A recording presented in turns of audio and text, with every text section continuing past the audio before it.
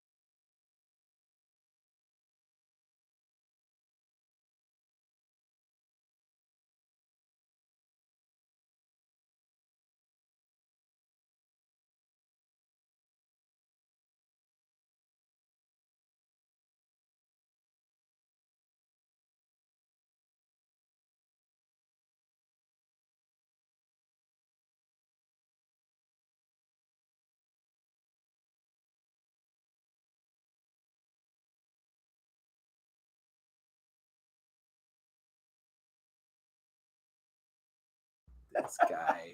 Y'all have no idea what we just said. Yeah, you have no idea. Already starting off with the offensive shit. Yeah. Jesus. That's why I muted it to make sure we didn't get canceled. We are live. As if we have enough listeners to do that. With our, I'll just say Memorial Day weekend wrestling preview. Man, it's episode number 420 and one of us is ready. Yeah.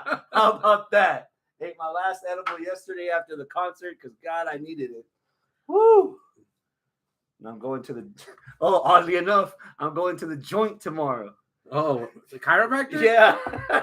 I have the monthly thing, and I've been putting it off the last couple of days, maybe last week. Who could comment? I got two separate adjustments after the week after I came back from Amsterdam. Yeah? Oh, I needed it. Woo! That stuff? Those 10-hour flights, man. That was new to me. I was not used to it. Really? It works. Really? It helps. Yeah. I had pinch in my lower nerve, in my lower spine, where it would freeze me. Like if I tried to move, it would hurt. Okay. And ever since I've been going to the joint, in like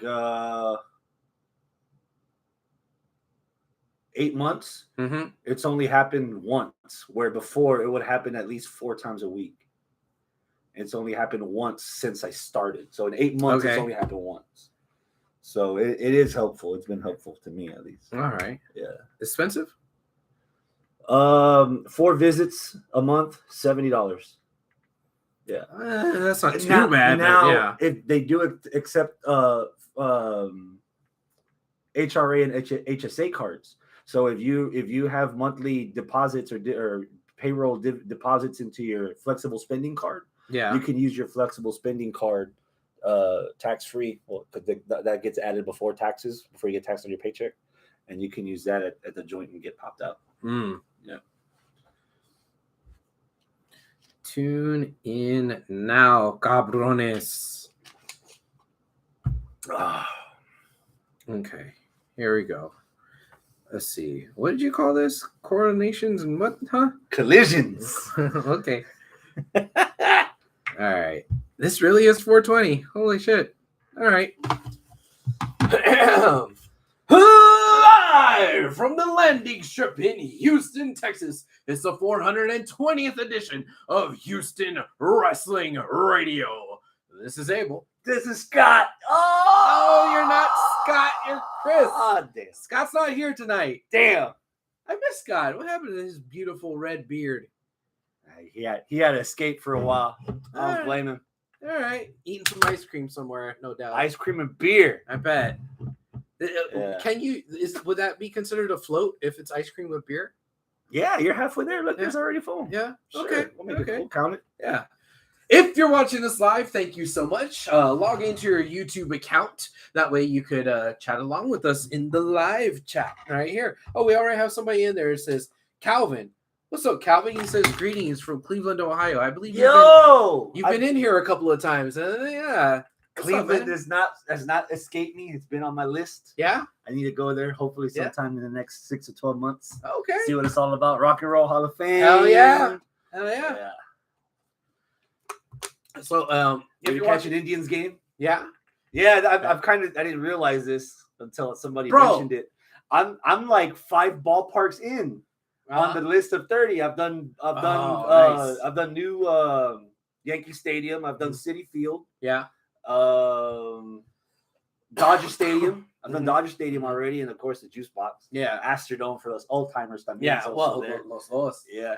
Dude, I have some dents on my list. I was so mad.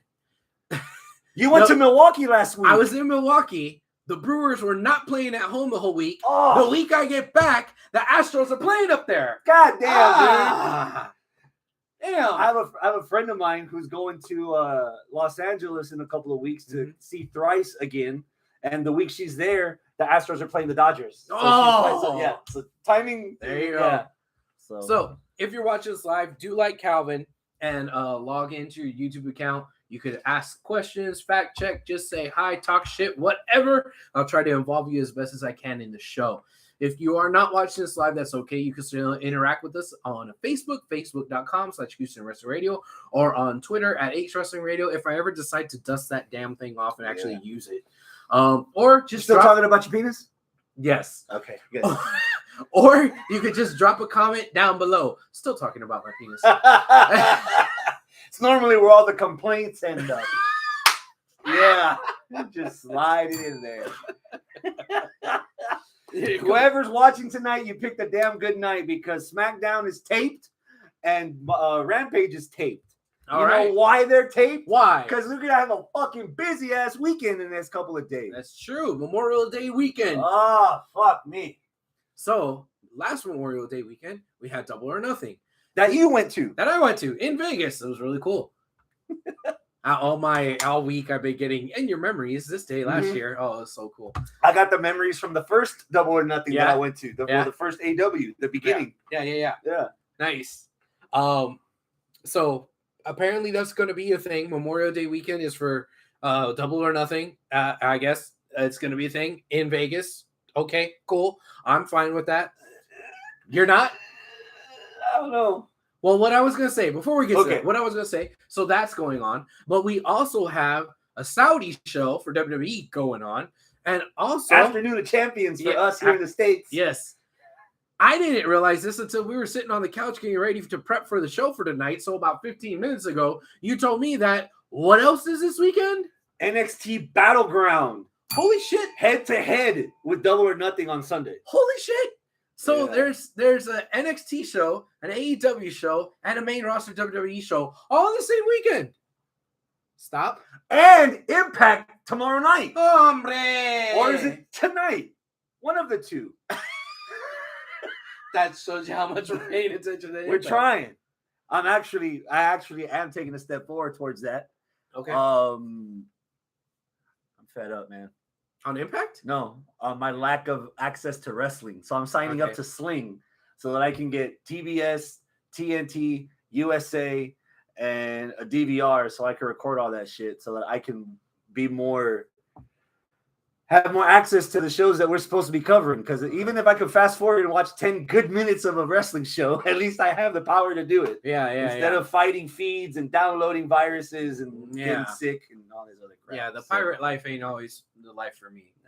Yeah. At some point, even Long John Silver's gets to be too much. Oy. So, damn kidneys can only handle so much. Yeah. What were you telling me just a little while ago that, dude? So you're not like how you were 20 years ago or 10 years ago. Oh shit! Got a day off on Tuesday. Went to see Thrice play the Artist in the Ambulance album live from start to finish, and some other hits. I saw them in California last year for the Illusion of Safety, and I was under the impression I was gonna get my ass kicked. I was on the rail from the beginning. And there was no crowd surfing. Everybody was chill. I was soaking up the show.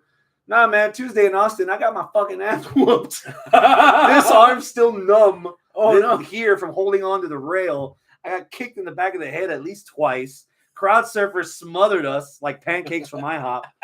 And there's an etiquette of at least keep your hands flat against someone's back so so the pressure spread evenly instead of you sticking your elbow and you just like you sticking your elbow and you just just get contorted.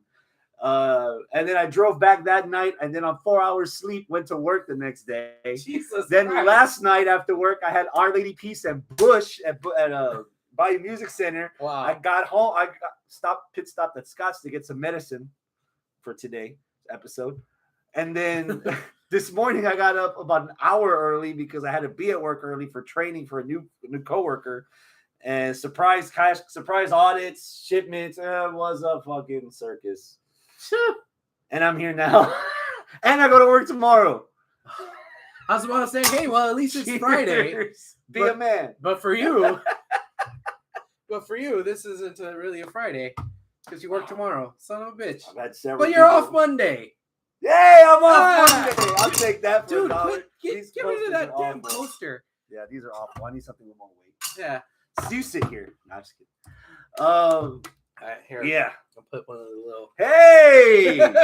Homework. Who wants to come over and put Rocket and Groot together? I am Groot.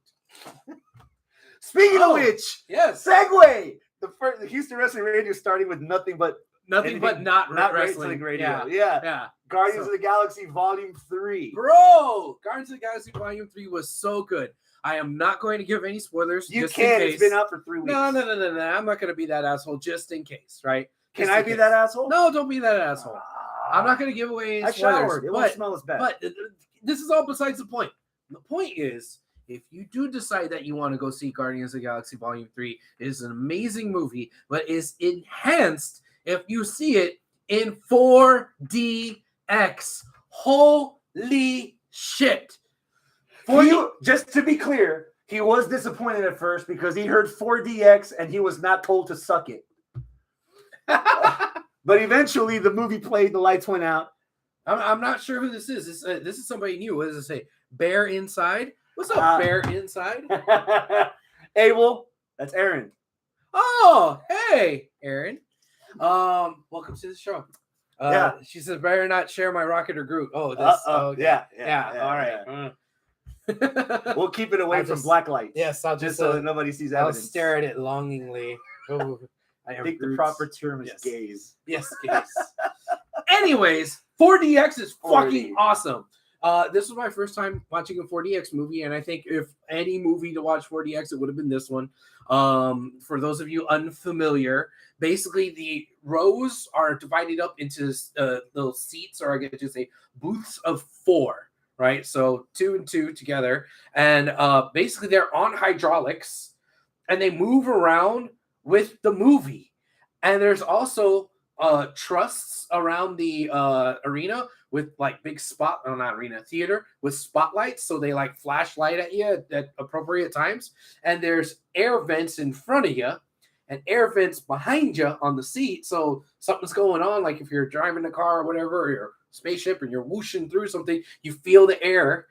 And it also has a vibrating seat, and it also has like pressure points or whatever on the seat backs, where like if somebody gets stabbed in the back, you actually feel it, right? So it was so bananas that the experience of that was just so freaking cool, especially for that movie. Because while it's an action movie, there's a lot of stuff that's not quite action, a lot of stuff that is really funny, a lot of stuff that is pulling at your heartstrings.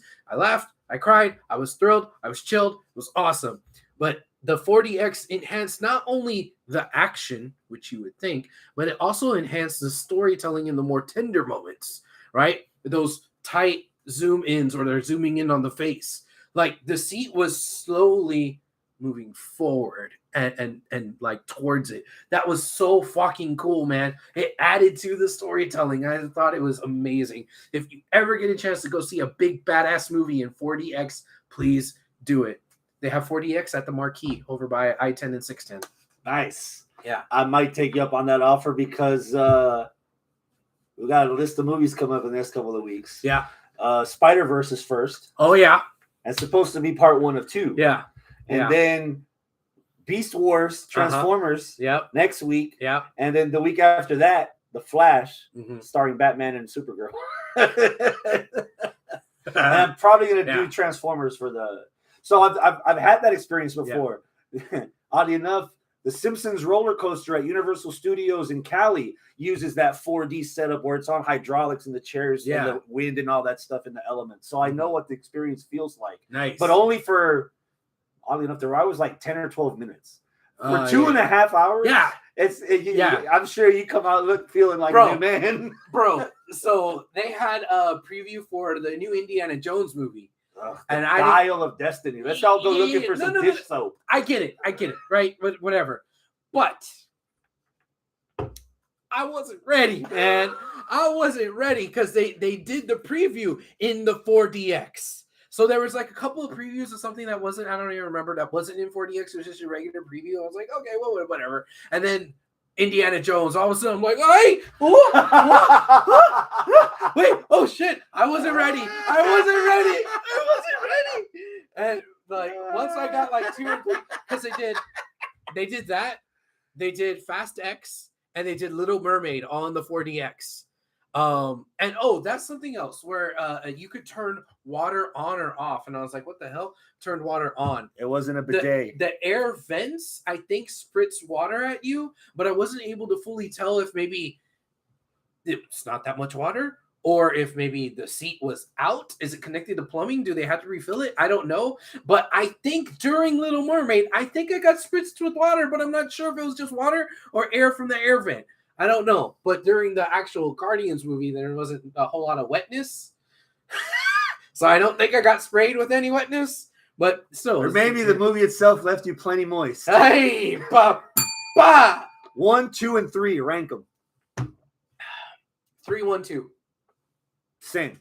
Okay. There's something missing from part 2 that I just didn't get the attachment to. I'm not sure if so the Guardians movies, they covet the soundtracks a lot. I'm not sure if there was something musically that was missing, or if the antagonist or the MacGuffin was just too weird. The heartstrings. The heartstrings was in 3. You got a little bit of it in 1, and 2 is the setup for 3. Yeah. It's the heartstrings. Again, no spoilers, but yeah, that's really what it is. Aaron's like, Beast Wars. So yeah, I guess you have plans now for Beast Wars. Yeah.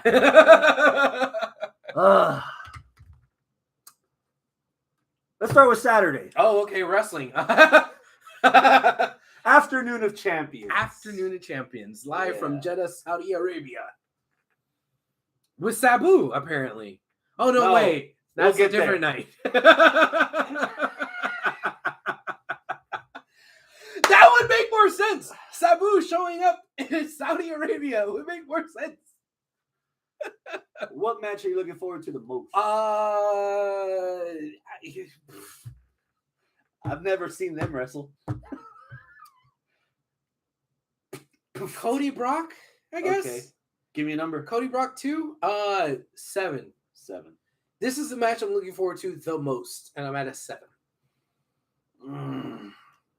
Over the last couple of days, this has become the match that I might be looking forward to the least. The least? Yeah. Okay. Because I'm afraid that the story that they're going to try to tell won't match up with what I've been led to believe up to this point. Okay. Cody survives Brock back in Puerto Rico. Puerto Rico. Rematch tonight. Okay, so last week, 2 weeks ago, Brock breaks Cody's arm. Okay. And they confirmed it in this press conference that they had today. Really? They confirmed, confirmation. Is the kayfabe that Cody's arm is broken. Okay. So this beast ended the Undertaker's streak. Right. Killed John Cena with 16 suplexes to win the world heavyweight title unanimously. Yeah. Effortlessly, almost. So you're going to tell me that you're going to actually try to tell a match between Brock Lesnar and a one-armed Cody Rhodes that weighs half Brock's size, soaking wet? I'm very trepidatious. This should be a 4-minute raping from Lesnar for the story to fit what we've got, how we've ended up here, to where Cody survived Brock. He didn't hit him with his finisher. He caught him during the submission and pinned him under his own device. Okay. And now with a broken arm, You're gonna tell me Cody's gonna pull the Hell in a Cell treatment and wrestle 25 minutes with missing one very functioning body part? Man, I really hope that this isn't now Cody's gimmick, right? Overcoming the odds. Well, not overcoming. White collar. No, just having wrestling injured, right? Everybody was ranting and raving about the match that he had at Hell in a Cell with Seth when his pec was torn. But remember what I said all year. I don't want to encourage that behavior. I don't want that to be a thing. Like, I would rather Cody be healthy wrestling a match. If he's not healthy, fucking pull him. I don't want to necessarily see that. Why? Because I want to see good for wrestlers. Yeah. As somebody in the industry, right? I mean, I know I'm not fully in the industry, but I'm kind of in the industry. You want foot in. It counts. Yeah. It counts. Yeah. I'm in the locker room. Anybody take that from you. I'm in the locker room. You get an envelope at the end of the night. I get an envelope at the end of the night. Yeah. See? You might not have the best fashion sense. I've seen pictures of the last time you were in the ring. And you and LeBron James at least have one thing in common besides your bad taste in fashion. You're both out. I should have worn my brown pants. Okay, that's all I'm saying. I'll post those pictures on our Houston Wrestling Radio Facebook. So anybody that has not seen your picture will see it. We do need to change the picture of Undertaker from WrestleMania. It was to you in those shorts. I got ridiculed for half of my adult life for being that kid that went to Jehovah's Witness church 3 days a week with short shorts and suspenders and a bow tie. You have officially taken the torch from me and burned the bridge between us with the audacity that you pulled the last show that we'll talk about at the end of the night. Oh, okay. Make the people wait. Yeah. Make them wait for it. Apparently, since you shaved this time, you didn't do it before. Sure hope that effort isn't just for me. What? Play your cards right. Aaron, look away. Randy, I told you it was going to happen sooner or later. Where were we? What were we talking about? Cody and Brock. If it's a gimmick, it's dumb. I don't want that to be his thing. Being an injured wrestler. Yeah. Right? Like, no, that... Mankind, you can't beat Mankind. If it's a gimmick, yeah, it's dumb because... You're tempting fate. You're tempting fate, number one. And number two, it leads to more credence that you're going to tell a story, a chapter in the story that doesn't make sense with the rest of the story. And go ahead. And if it's real that he's really hurt, I doubt it. But if there is some semblance of an injury, you don't want him gone for another 6 months, lose that, I don't want to say emotional attachment, but investment in the character and fall for someone else. And then when Cody comes back and he tried to do the same thing again at the Rumble, it's not going to go over as well, or it could even go sideways and turn on it. Yeah. So it just, I don't know. And I think that if they're making this a thing, if it is a kayfabe thing, right? I think the end goal, what they're trying to do is make Cody look tough, which he's fighting Brock fucking Lesnar. Again, where he already won and beat him once. Yeah. He doesn't need to be injured to overcome the odds and tell the story, right? Just him beating Brock, it makes him tough enough. Like, you don't need to add this extra. You're gilding the lily here. That's what you're doing. You don't need to actually add this extra layer of overcomeness, right?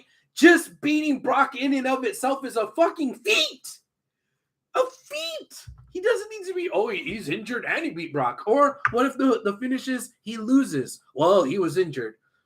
Okay. So is Brock fucking Lesnar. If Cody lost to Brock Lesnar, there's no shame in that. Yeah. Former UFC heavyweight champ. Yeah. Former world champ. Yeah. Yeah. There's no fate. So I don't know why they have to add this injury stipulation unless it's real. I doubt it. I doubt it, but if it is, 2 times where it's real, bro, you don't need to. No. Especially right now in the summer. If the plan is that you want Cody to get back, if Cody needs to finish the story, Yeah. and you're trying to draw this out to Royal Rumble or WrestleMania. Now would be the perfect time to have somebody like, say, an Austin Theory Okay. come in and start a rivalry with Cody, and Theory beats Cody with the premise of you're here to avenge something for your daddy in the past. You're here talking about how you want to finish the story. So you're looking at the past and you're looking at the future and you're not focused on today, 2023. That's why I beat you. That's why I'm better than you. That's why I should be above you. That's why I should have the attention and the respect and the adulation that you get now. Okay. And that could fill the whole summer to where, damn, Cody actually made something. Cody actually got himself better and brought Theory with him. And you can spread them both out so where Cody can actually be like, all right, I'm not waiting no more. I'm finishing my story now. Money in the Bank. He wins Money in the Bank because Austin Theory reminded him through loss, I'm too focused on the end when I should be focused on I'm too focused on the destination when I should be paying attention to the journey. Instead of whatever this is with Brock. Because, correct me if I'm wrong, this is the second match with Brock. Yes. Have they even explained why Brock turned on Cody? No. That was part of a promo Cody actually did. Like, I don't know why. We already had a match and I still don't have answers or whatever. Like that. Okay, are we supposed to be in suspense? This is going to be like season 9 of The Walking Dead and we still don't know how everybody's getting fucking sick. You know? At some point, tell us. It's like, just everybody catched it. Yeah. Like, what is it? Like herpes. 90% of the people have it. Yeah. Yeah. But there was an opportunity in all that diatribe that you just did for you to say your catchphrase. Send me the check. Oh, we got plenty of time for that. The AEW discussion is going to be full of reparations. Okay. Reparations. You booking for these guys. Send them the check. All right. What else? I'm at 4. And this, for the story to be told coherently, for what? Brock and Cody. Oh, for Brock needs to murder Cody in 5 minutes or less. He needs to murderize Cody. Murder, kill the rest of the body that's working. Okay. That way, there's no doubt. Yeah. Brock can stand in front of an audience and say Cody's win was a fluke. Mm-hmm. He wasn't meant to beat me. He got lucky. He survived me. He didn't survive me last night. Look where I put him, next to his daddy. All right. And there's a spot left for Cody's brother. There. You know, Brandy could get herself some too. Come here. Yeah. So to balance that, okay. Like I mentioned earlier, I saw the highlights of the press conference on Facebook through WWE's account. All right. Storyline be damned. Just for the opportunity, for the moment, for the reaction. I was under the impression that you couldn't top Sami Zayn wrestling for the world title in his hometown. Right. But wrestling in a town where their ancestors hated your ancestors' fucking guts. Okay. And they're chanting, and this isn't a racial dig when I say this. I saw that video. The crowd in that audience, because you made this argument when I mentioned it last year, the crowd in that audience did not sound or look like you or me or Donovan or Randy or Porsche or Scott or Travis. Right. They sounded like they were from there. And so their ancestors had been training them to hate Syrian blood, and they're chanting, I love you to a Syrian in Sami Zayn. And Sami's just soaking up the adulation. That happened at the press conference? Really? Yes. Look at this. Really? Look at this. I'm at a fucking 10 just for the moment. The Saudi Arabian people were chanting, I love you at a Syrian. Yes. Really? Yeah. Okay. Wow. Yeah. We have come to the promised land. I mentioned this last year when I argued Sami Zayn is the male superstar of the year. Yeah. Where Saudis are chanting for a Syrian to be on their land in their show to entertain them because the fans shouldn't suffer for the choices of their ancestors, their religion, their government. Yeah. And it comes full circle and fruition today and probably tomorrow afternoon. Interesting. That should end the show because I doubt anything else is going to get a pop that rivals this. What's the actual match? Sammy and KO versus Roman and Solo. Okay. For the undisputed tag titles. Give me a number. You know, I said that I was for the Cody Brock match at a 7, and that was the one that I was most anticipating. But after the discussion and after you telling me what's been going on with the press conference, I think it's lowered down to a 6. The broken arm thing takes it away. Now, this match, I probably would have given maybe a 5 or a 6, but hearing what actually happened at the press conference, man, that raises it for me. I might be at an 8. Yeah. I might be at an 8 instead of a 6. I might be at an 8 because what you just said, you just recounting the story to me, gave me goosebumps. Right? Yeah, you had goosebumps, but I did too when you were telling me that that's what they were doing. Holy shit! Yeah. So the social experiment aspect of it is what really has me intrigued now.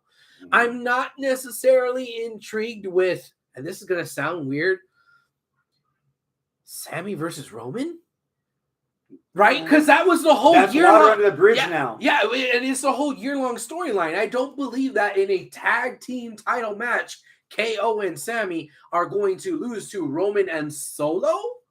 No, if it was going to be the tag team, it was always going to be the Usos. And if it was Roman, it was going to be Roman and Sammy, and that's it. But throw in KO, throw in Solo, and throw in the tag title. Like, you're putting a square peg in a round hole here. You're playing the right game, but you just have the wrong parts. So, no, that's why I was going to be low. But it's not that for me now. For me now, based off what you said of what happened at the press conference, I'm more interested to see whether or not the light of humanity is actually going to shine, right? You could talk about religions, you could talk about governments, you could talk about ancestors, and this is what these people thought of that people. But if at the end of the day, you're broadcasting worldwide what regular folk are, and regular folk are typically not assholes. Like, we're assholes, but we're not as assholey as like the people at the top of our society. If they could broadcast that and show that people that hate Syrians can actually love Syrians, yeah, bro, it's going to show we're deal. all fucking people, man. Yeah. You know, so I think that makes it more interesting for me. Yeah. Kind of like how, in retrospect, why I fucking loved Zelina Vega's match in Puerto Rico. Dude, the ovation she got afterwards. I didn't give a flying fuck about her title attempt, right? Yeah. Like, why is she getting a title shot? Oh, yeah, that doesn't make sense for her. She ain't gonna win.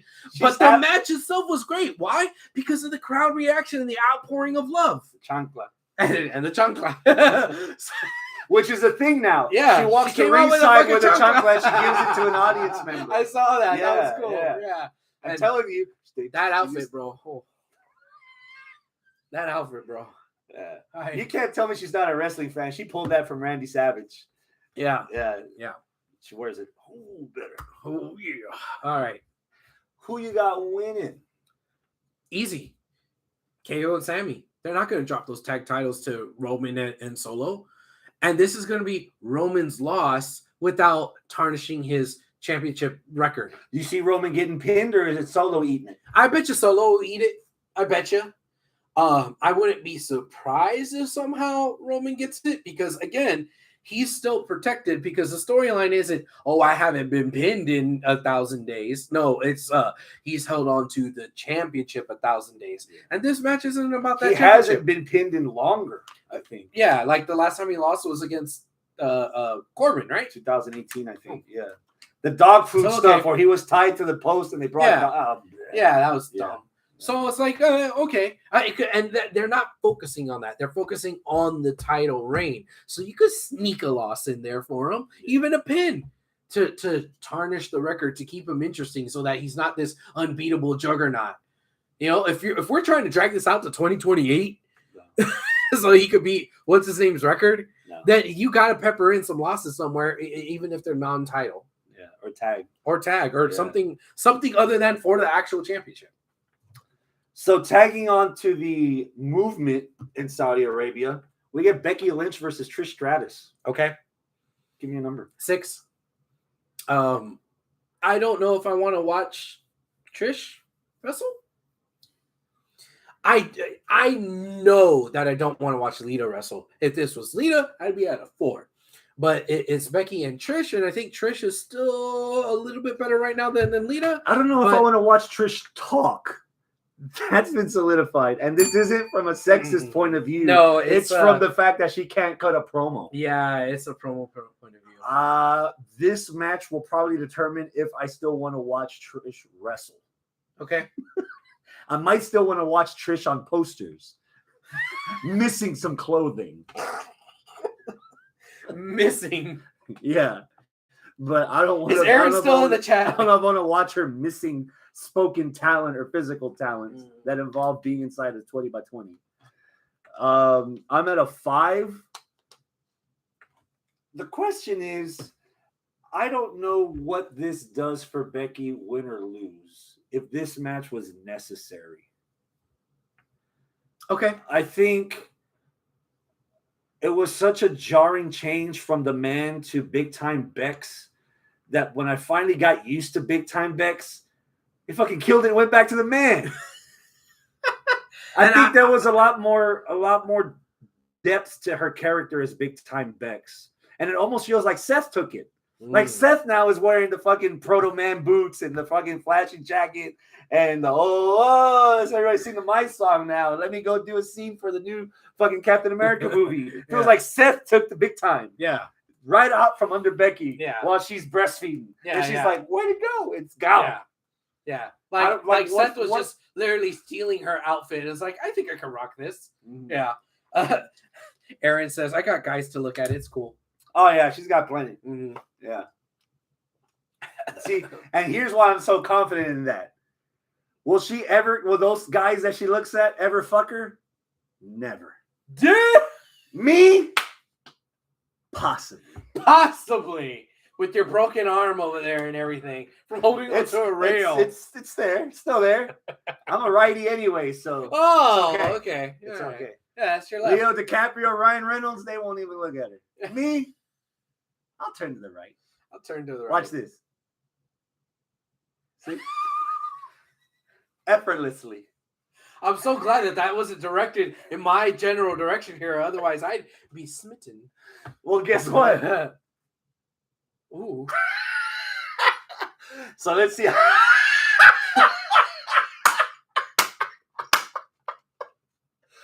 Yeah. My pants are wet. Oh, I mean, no, I'm not wearing pants. I'm wearing shorts. He sure is brave on a show. It's the alcohol and the weed. Is it safe to say Becky's winning this? Yeah. Becky's winning. Okay. I think it's like just a temporary thing to bring Trish, just to give Becky something to do and give Trish a nice little payday, pretty much. Bianca versus Asuka. Oh my. 6. 7. Okay. I'm not sure what the reason was to try to run this feud back again because we've already had this before. It feels familiar. Somehow Asuka in like a business suit is like making me want to wet my pants too. Diddy Mao. Is this? I want Asuka to win, but is it time? Is Asuka? Should Asuka be the one to take the belt off of Bianca? This is her. This is Bianca's record run. I don't think Asuka is as over right now as she can be, or as she has been in the past. Is she interesting right now? She's more interesting than she's been in the last 2 years. Yeah, but she's not more interesting than what she was when she was ruler of NXT, and like no one was ready. And before she started losing to Charlotte every WrestleMania. right? I like Jennifer Lopez. Like still her stock went up, then down, and now it's like on the rise, but it's not where it was once before. Like Bitcoin. And it's definitely not at the same level as Bianca. Oh, yeah. Bianca right now, as far as I'm concerned, is the best women's wrestler right now in WWE. I care more about her than I do anybody else, and only one rival is Mommy. Yeah. Rhea. And at some point, that's where the trains collide. Yeah. I think right now, if the roles are reversed, I might be happy with Bianca going 2 years, 3 years, 4 years, not being beaten for her title. I'd be okay with that. As opposed to Roman. I'd be okay with it because I think everybody actually likes her. There's a lot of people. Unless you're from Puerto Rico. Yeah. And you're fighting Zelina. Yeah. But that may have been like the same type of reaction that like Rey Mysterio was getting when he was not Daniel Bryan in the Royal Rumble, right? I don't think that was necessarily on the person, but more on the booking. Yeah. But I don't know. I don't think anybody fight like you could have had fucking Stone Cold in there fighting against Zelina Vega. And Stone Cold would have got booed. Yeah. I would have thrown water at him because Yeah. he's not good enough for beer. Yeah. But yeah. I'm conflicted. Okay. I wouldn't mind either way. You can try to retell the story of Asuka in NXT where she was just on a different level from everyone else. And You're then gonna take some time to tell that story, though. Yeah. You can't do it with one title change. You got to build to the title change. Yeah. As if with Bianca, who else can she wrestle that she hasn't already wrestled besides Rhea that you would want to see? You know what? I'm gonna say it. Let's run it back and make it a thing with Zelina. Again? Bianca and Zelina again? Yeah. No, Because- it was Rhea and Zelina. Bianca never wrestled Zelina. Oh. So Bianca Okay. and Zelina? Yeah, let's do it with Bianca and Zelina. Why not? She had a really good showing in Puerto Rico. All of a sudden, people liked her there and ride that momentum to actually get her into a different level. So you're going for a full-fledged race war then. You want Yeah. the black community against all the wetbacks. Sure. It's fun. When you're in the middle, right? All right. How many fucks do you have to give on a scale of 1 to 10 for Gunther versus Mustafa Ali on Mustafa's home turf? 3. Is this Mustafa's home turf? He's from Saudi Arabia? I think. I don't think Well, so. he's born in Chicago. He's He's born in Chicago. Born and raised in Chicago. I don't think he's Saudian. Is Saudian? Saudi Arabian? Is he? Possibly. He's gonna have some kind of advantage crowd-wise over Gunther. Yeah. I mean, he's closer to that than Gunther is. Yeah. I mean, maybe I believe everyone hates Hitler. So if you, for some reason, I would have thought that he was either Indian or Pakistani. But okay, well, whatever. Either way, I don't give a flying fuck because so none. Well, no, okay, I give some fucks. The some fucks that I give is that as Gunther, he's going to beat the shit out of him. But I don't think that there's any chance in hell that Mustafa's going to win. I don't think that there's any chance in hell that this match is going to be competitive.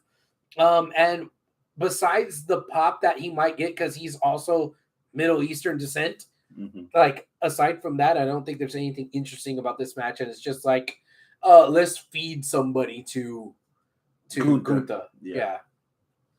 Gunther. I'm at a 3, and it's all about Gunther whipping this poor boy. Yeah. Mustafa's got a way of selling, and I'm sure he's gonna sell like $1 million for him. Yeah. It shouldn't take too long either. I expect Gunther to win this. Gunther. Yeah. Gunther's not losing that belt to freaking Mustafa. Yeah. We got a new belt. And we got 2 guys that want it. Yep. Seth Rollins, AJ Styles. Yeah.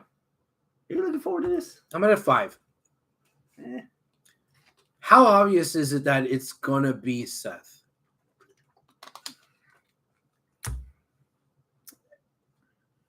AJ's a good wrestler. Very obvious. But oddly enough, it isn't the fact that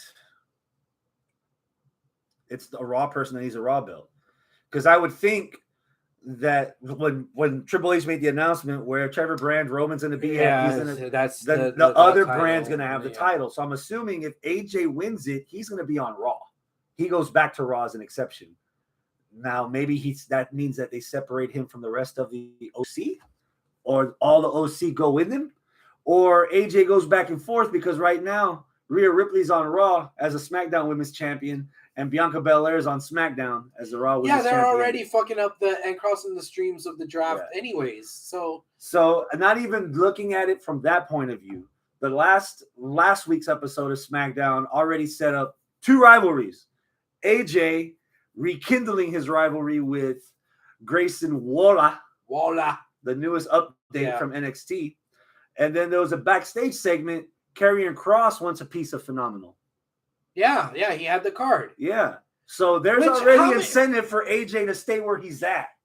I don't know if this is on purpose or it just keeps happening that way by happenstance, where Karrion Kross is coming up with cards of people that are already in other feuds. Like, bro, draw the card of somebody that needs something to do. He did. He drew Shinsuke. And he lost. And now he's moving on to Styles, I guess. Okay. Jesus. So I'm trying to be optimistic about this match because if you don't remember, several years ago, this match was on our match of the year list. Yes. They can go. This match is good on paper, and it's good in person when you watch it.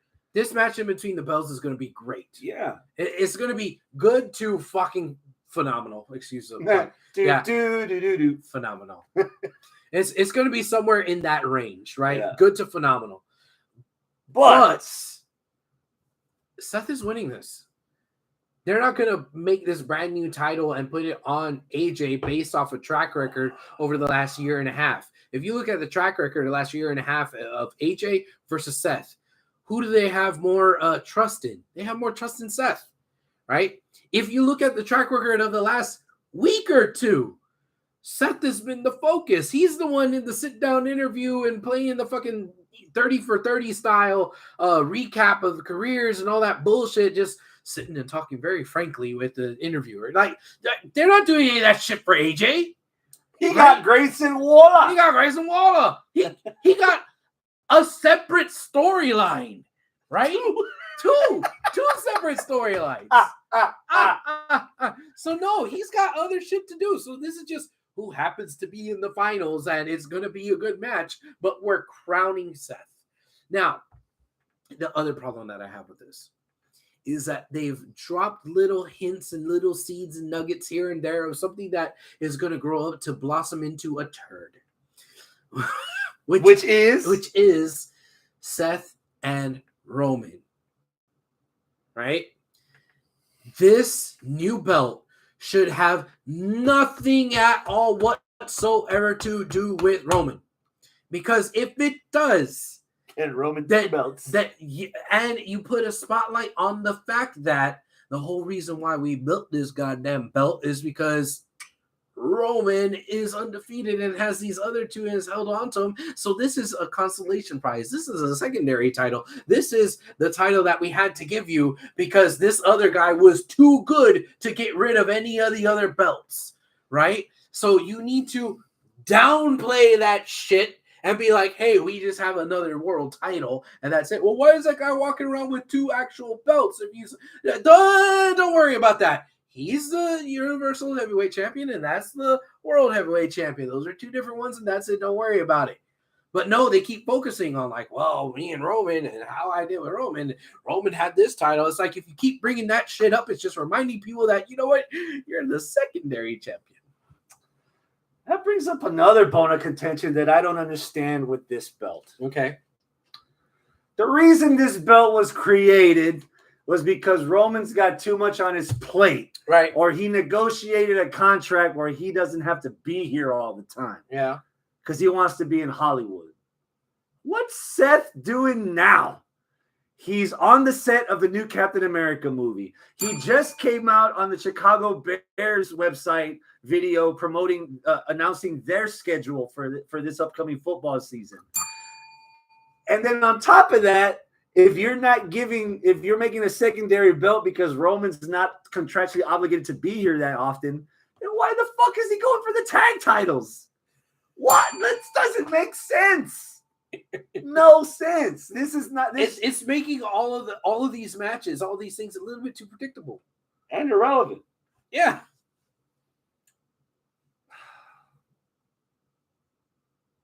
I got Seth winning. What happens the next night? I don't fucking know. Yeah. Those are the 6 matches so far. Number for the whole shebang ball? Yeah. Shebang ball? 5. I'd be surprised if I even watch it. 5. I know that at home the girls are like, oh, it's WWE Blood Money. No, fuck it, we're not watching it. I might if I don't have anything else to do and the girls aren't doing anything, and I'm like, oh, you know what? Let me check it out. If maybe it's an hour or two after the event and somebody's talking about one thing that was really cool or surprising, all right, let me check this out, turn it on. The tag match, just for the reaction of the audience to Sammy, is probably what I'm going to be watching. Yeah, maybe. And the highlight video in the end after that. Yeah, so I don't think it's appointment viewing for me. Before we go on to the rest of the shows, some news. Yeah. First thought when it was confirmed officially that AEW is adding 2 more hours of programming, quote unquote, live on Saturday nights, AEW Collision, starting with United Center in Chicago in 3 weeks, 4 weeks, 3 or 4 weeks. Something like that. Yeah. I believe the date is the 17th. Yeah, Juneteenth weekend. Oh, cool. Yeah. I think that's 3 weeks. Anyways, whatever. My initial thought was confusion because the show's name is Collision. Yep. My initial thought was of confusion. Okay. Because I thought that they were announcing a pay-per-view and not a show, or maybe a special show like, Fight for the Fallen and, stuff like that, where it's on Dynamite, but it's not Dynamite, it's Fight for the Fallen. Like I was confused. It's like, oh, is this a special Dynamite that's going to be on a Saturday, but they're going to call it Collision? No. Oh, is it just a show that they're doing just for shits and giggles? Wait, is it a pay-per-view? What? Huh? What? Huh? And I was very confused. But then, it started making more sense. No, they're trying to say that they're actually coming out with a new show. And then there was the rumors of, well, not rumors, but like the internet buzz or whatever you want to call it, of like Andrade El Idolo and Thunder Rosa and Miro, like, hey, they're going to be on this show. I'm like, they're going to be on the first one in the pay-per-view? No, that's their brand. So they're doing a brand split. So the brand is going to be Dynamite, Collision, and Rampage in between? Or are they going to have both? Is it 3 brands? Well, what about ROH? No, surely Collision is ROH. No, it's AEW. Okay, well, what's going on with the ROH brand? What? So I'm still a little... Demystify me, please, sir. It's hours 4 and 5 of AEW television. Dark and Elevation are completely off of YouTube because they were giving that away for free on YouTube. They signed a contract, $500,000 per hour of television. Okay. Which means they're making $2.5 million a week. Okay. Between 2 hours of Dynamite, 1 hour of Rampage, and 2 hours of what will be Collision. Okay. It was rumored that CM Punk, they were still trying to finalize him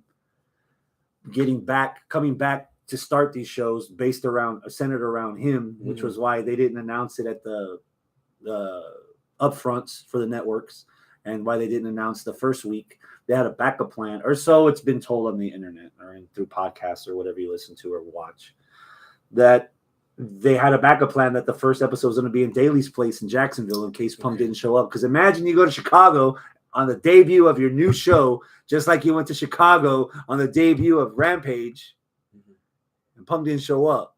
Yeah. The crowd would eat you alive for 2 hours. Yeah. So all signs are pointing to CM Punk is returning on this Saturday show, and the possibility of the Saturday show being all the people that are anti-elite politically, and Wednesday show is everyone pro-elite politically. So Punk, and that's it. Punk, FTR, Powerhouse. Powerhouse is politically against the Well, elite? so the announcement was these are the wrestlers that are going to be on there, and they announced Powerhouse, Andrade, Rosa, Orange Cassidy's going to be flipping back and forth because Tony Khan really likes Orange Cassidy. Your brain's about to blow. I can already tell. Is it a separate brand that with a separate roster? That hasn't been confirmed yet, technically, nor denied. But as the weeks go on, we'll probably be able to figure out, oh, we only see this person on such and such, and we only see this person on such and such. So the plan is Wednesday, Dynamite Live, and then Rampage tapings either before or after the Dynamite airing. Saturdays, Collision Live and Ring of Honor television either before or after the live airing of Collision. What happened this past week was, since in Vegas, they taped Dynamite Live.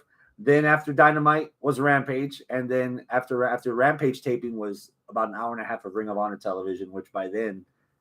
Where's the Ring of Honor television? Is that literally just on Honor Club, and that's it? That's it.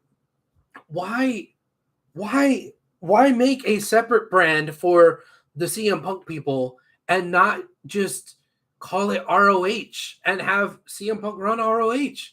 CM Punk was never anti-ROH. In fact, that's where he cut his teeth. And why? What?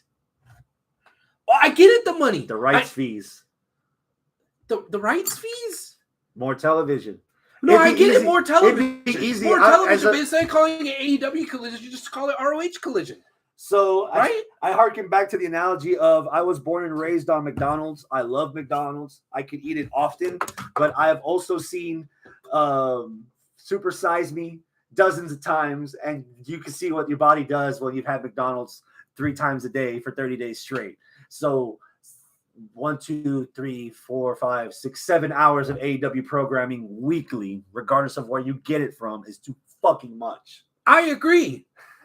So instead, call it ROH. ROH Collision. Why would that? Why is that not a solution? Because ROH is not the acronym that got the attention. It's not the acronym that got them where they are now. We had this conversation before, and I love looking like the asshole when I bring this up. ROH only got so far for a reason, and there hasn't been anything to change my opinion that ROH will go any further than it has already gone. It's not Ring of Hope. So just because Tony Khan's got a butt-fuck ton of money from his daddy doesn't mean ROH is going to be the second brand after AEW, and WWE's third, and NXT is fourth, and New Japan is fifth, and somewhere in like the 300s is Impact. That's not how this is going to work. Well, it should, in my opinion. ROH 1 hour every week on the Max app. That's it. It's on Max. No, it should be. Oh, it should be. Yeah. Okay. Rampage, kill it. You already killed 2 shows on YouTube. Might as well kill another hour. And you got AEW on Wednesday, and good luck getting people to watch AEW on Saturday. Yeah, that's a weird night to have wrestling, man. Like a pay-per-view every 3 months, not bad. Yeah, pay-per-view is fine. This ain't UFC. UFC has been around for over 3 decades. So if they have weekly Saturday night fights, even if it's like three fights out of the month, they're in like a smaller arena, like a Civic Center or something. And then their UFC numbered fights is, oh shit, we're at MGM. Oh shit, we're in Toyota Center. Oh shit, we're in Madison Square Garden. And see, the UFC actually works for the weekly stuff, not because people, oh my God, follow UFC or whatever people do, but because it can also be casual watching if you're going to a sports bar on Saturday night. And there's so many different fighters and matches that you're not going to get burnt out of seeing someone every week, twice a week, for 6 months. And you don't necessarily, since it's not a UFC pay-per-view, you don't necessarily give a shit with who's wrestling on there or fighting on there. when you're going to Buffalo Wild Wings, Yeah. right? Going to Buffalo Wild Wings, hey, yeah, let's watch some UFC, cool, yeah, whatever. Because why? You don't have to pay attention to the audio. All you have to pay attention to is one dude hitting another dude, and that's it. Whereas wrestling, the audio is just as important as the visual because storyline, storytelling, what the competitors are saying, what the commentators are saying, what's going on in that weird ass video package. Oh, this explains the actual story. It's not just about promos in the ring. Yeah, closed caption's not going to get you that same vibe that 4DX does. Right. So that works for UFC. That doesn't work for wrestling. Ladies' night. Mercedes Moné, Liv Morgan, Dakota Kai, all injured again. Sounds like summer's coming. Sounds like summer's ahead. Which one hurts the most? Liv? Liv. Defend yourself.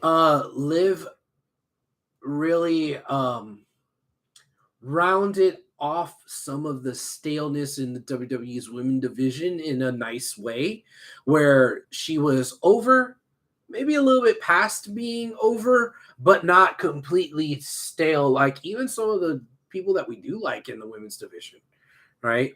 And like, as much as I, cooed over Bianca, she might be getting to that stale territory, right? Yeah. You got to do something to keep her a little fresh, and hopefully they will. But if she's going up against the same opponents over and over, we just talked about who all else can she take out? Not much, but you put an extra little spit shine on Liv. Cool. Let's throw Liv in there. That rejuvenates the women's division, and with her gone, oh man. So what are you gonna? You're gonna rely on Dakota Kai? Well, yeah. No. You're going to rely on Io? Sure, if you let Io get out from under the shadow of Bailey, ass cast shadow. Yeah, oof, yeah, it does. You could tell time with that thing. Yeah. The bobby pins from her pants should have been fucking Krypton. Jesus Christ. So Liv hurts the most, I'd say. What about you? I think what hurts the most, in my opinion, is Monet. Okay. This is the second year in a row that we're trying to push Forbidden Door as an attraction where we can see matchups and appearances from people that we would normally not see on AEW television, let alone on a platform in the United States bigger than anything that New Japan's had in the States. No disrespect to New Japan. That strong show and that tour and that roster that they do is not coming up to AEW's level. That's why Juice Robinson has got a contract with AEW. Okay. That's why your boy Jay White's got a contract with AEW. As of last week, Aussie Open have a contract with AEW. So part of the allure of the what if it was Marvel versus DC, what if we got Mercedes Moné versus Britt Baker? Okay. Or Jamie Hayter. Or if you really want to perk up fans' attention, what if we got Mercedes Moné versus Saraya? But now that's off the table because Mercedes is hurt again.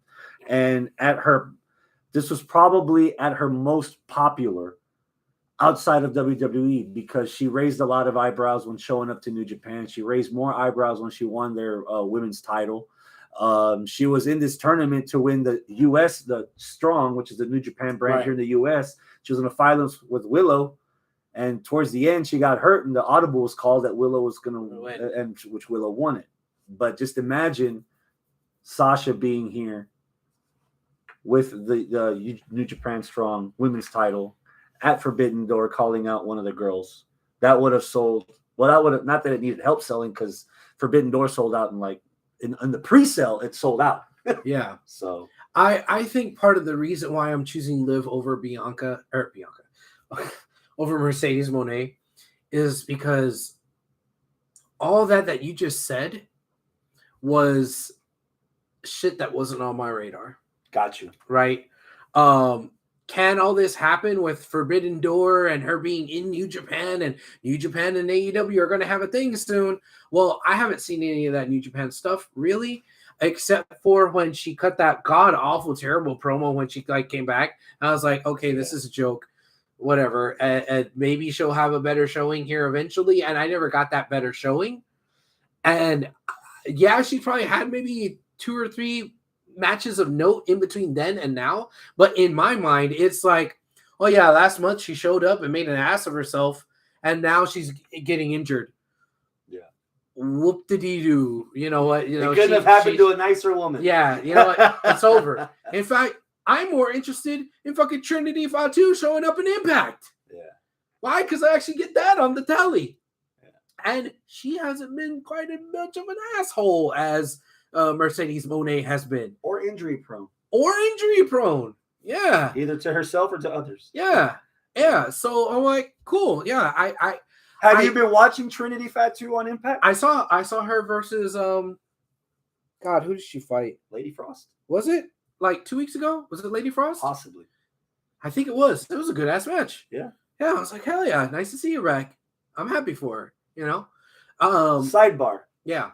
Besides Trinity, what's good on Impact right now that would persuade a former Impact viewer or a current wrestling fan in general to try to give them another shot? Steve Macklin is their world champ. Is that doing it for you? I'm always going to say this. The best kept secret in Impact is Speedball Mike Bailey. And even then, that secret's not that much kept anymore. I know. He's leading the Super Juniors tournament. Yeah. So we might be watching the finals together so that we could review it. I'll tell you, man, Speedball's fucking badass, though, man. I love Speedball. He's got a charm to him. He's got, It's not just it's easy to tag the Cobra Kai joke on him, but there's something to him that you want to watch. Yeah, he kind of he's kind of got a throwback to him, but still modern. And he's old. People, you can't tell by his looks. He's old. Well, Asian don't reason. Yeah. Yeah. And I guess the spectacle of Jordan Grace. Always the spectacle of Jordan Grace. I am in the minority. Okay. I don't want to sound evil when I say this. Oh, God. I appreciated her skill and her talent more when she was overweight. Oh, fuck. Okay. Her being as jacked as her dude. Octopus guy. Yeah. Grisham. Jonathan Grisham. It doesn't have the same wow factor to me. Really? Yeah. For me, I think it's a more. She was in the Battle Royal of All In Chicago before AEW was AEW, and she was wowing the audience because she was what, 5'2", 5'3"? Yeah. 2 bills 50, but shaped like 2 bills 50. Yeah. But that smile, and then the smile goes away, and she starts suplexing motherfuckers. Yeah. She was getting people over, and most of her run where she was champ that made the women's division better was when she was the weight she was then, and the appearance she was then, as opposed to now, which she looks great now. But muscle mommy, man. Yeah. You don't take the muscle mommy. I got Rhea for that. Yeah. Well, I don't know. I dig it. Yeah. All right. That was our Impact Detour. They have a show this weekend. Go check it out if you can. Sunday. Yes. Sunday. NXT Battleground on the Peacock. Wait. We're talking about NXT on Sunday? Yes. Not fucking Double or Nothing? Haven't we? What? Huh? NXT Battleground. Goddamn, this Sunday. It's already 9. We'll run through the matches then. Oh. Braun Breaker versus Carmelo Hayes 2. Okay. The role reversal. Carmelo's the face, Breaker's the heel. Lyra and Valkyria. Lyra Valkyria versus Tiffany Stratton. Tournament for the vacated women's title. The finals is this Sunday. Why did the women's title get vacated? What's going on there? Because Indy Hartwell got drafted to Raw. Oh, so she just vacated. So they had vacated. Okay. Yeah. They didn't do that with the tag teams. The tag team women. They're still running around with their tag team championship. Isla Dawn and Alba Fire. Alba Fire, yeah. That probably won't last long. Noam Dar versus Dragon Lee Heritage Cup match. Oh, I miss Noam Dar. He was so cute. He's just a cute little guy. British rounds match. Okay. So that British style stuff they do. Okay. Triple threat. Wesley, Mm-hmm. Joe Gacy, Tyler Bate. Big strong boy. Yeah. Gallus, Mark Coffey, and Wolfgang against the Creed brothers for the men's tag titles. Okay. And Ilya Dragunov versus Dijak. Okay. Last man standing. Dragunov versus Dijak. Last man standing. Okay. That's NXT Cool. Battleground live, 7:00 Central, from the outskirts of Boston. They're not in the Full Sail zone. They're in front of an actual audience. Okay. And that goes up against year 5, AEW Double or Nothing 5. This is the 5th one? Yeah.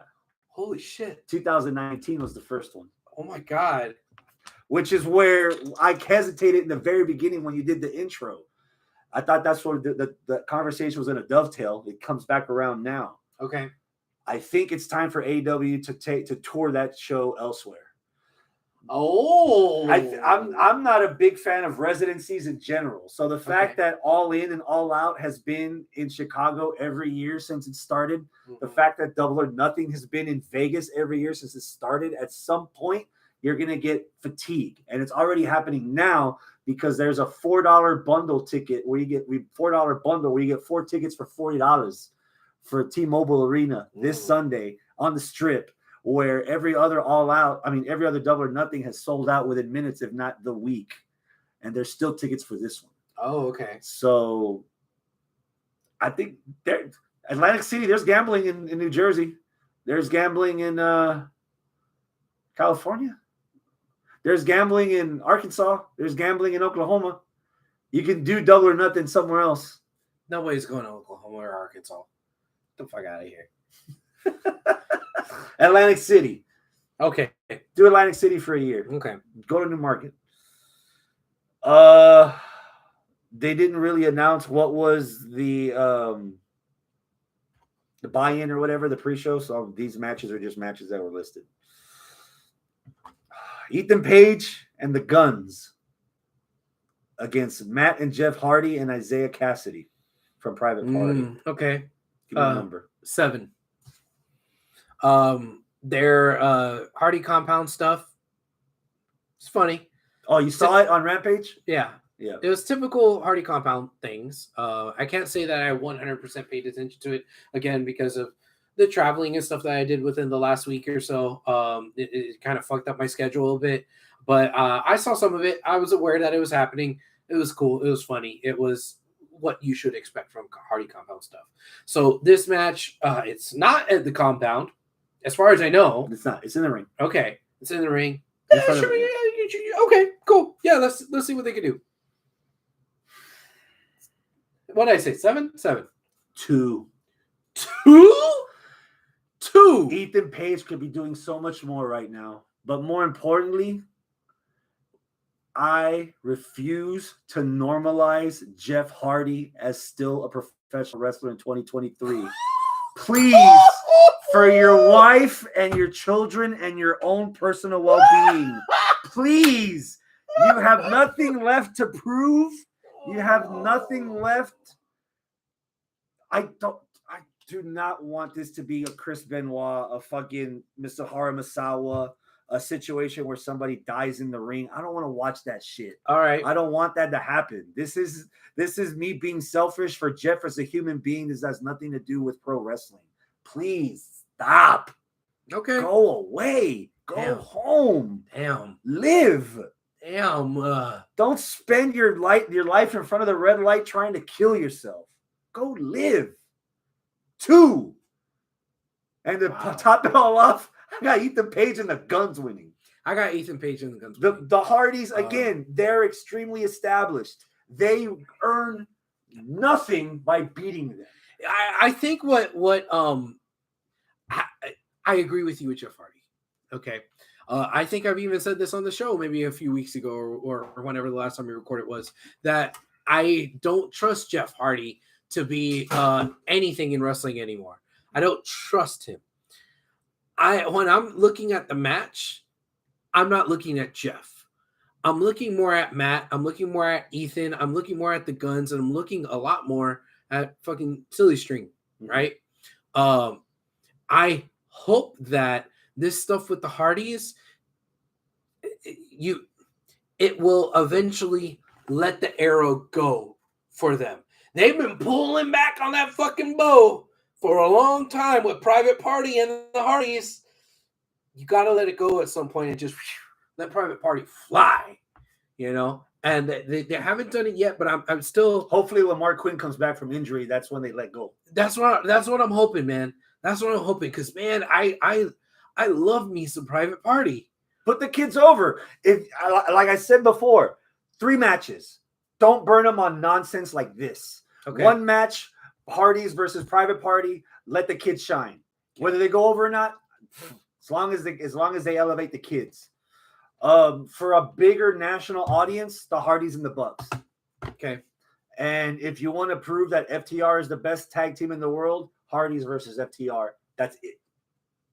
And that's swan song for both of them. Okay. But I don't want to normalize Jeff every week doing another swanton off like the roof of a building onto like 4 tables, and he misses it completely. Sting does it still. And Sting is like twice his age. But he's taking care of himself a whole lot better. That is true. Yeah. Yeah. Sting versus Jeff Hardy in Impact. How did that match go?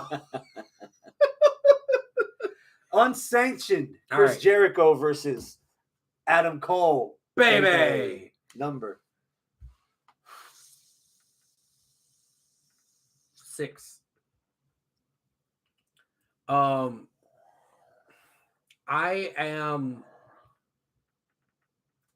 used to be a Jericho-holic. Big Jericho-holic, man. I had the shirt. I love Jericho. Millennium Man. Straight edge safe. It's cool to be a Jericho-holic as a straight edge wrestling fan. Yeah. Yeah. Okay. Yeah. Fucking love him.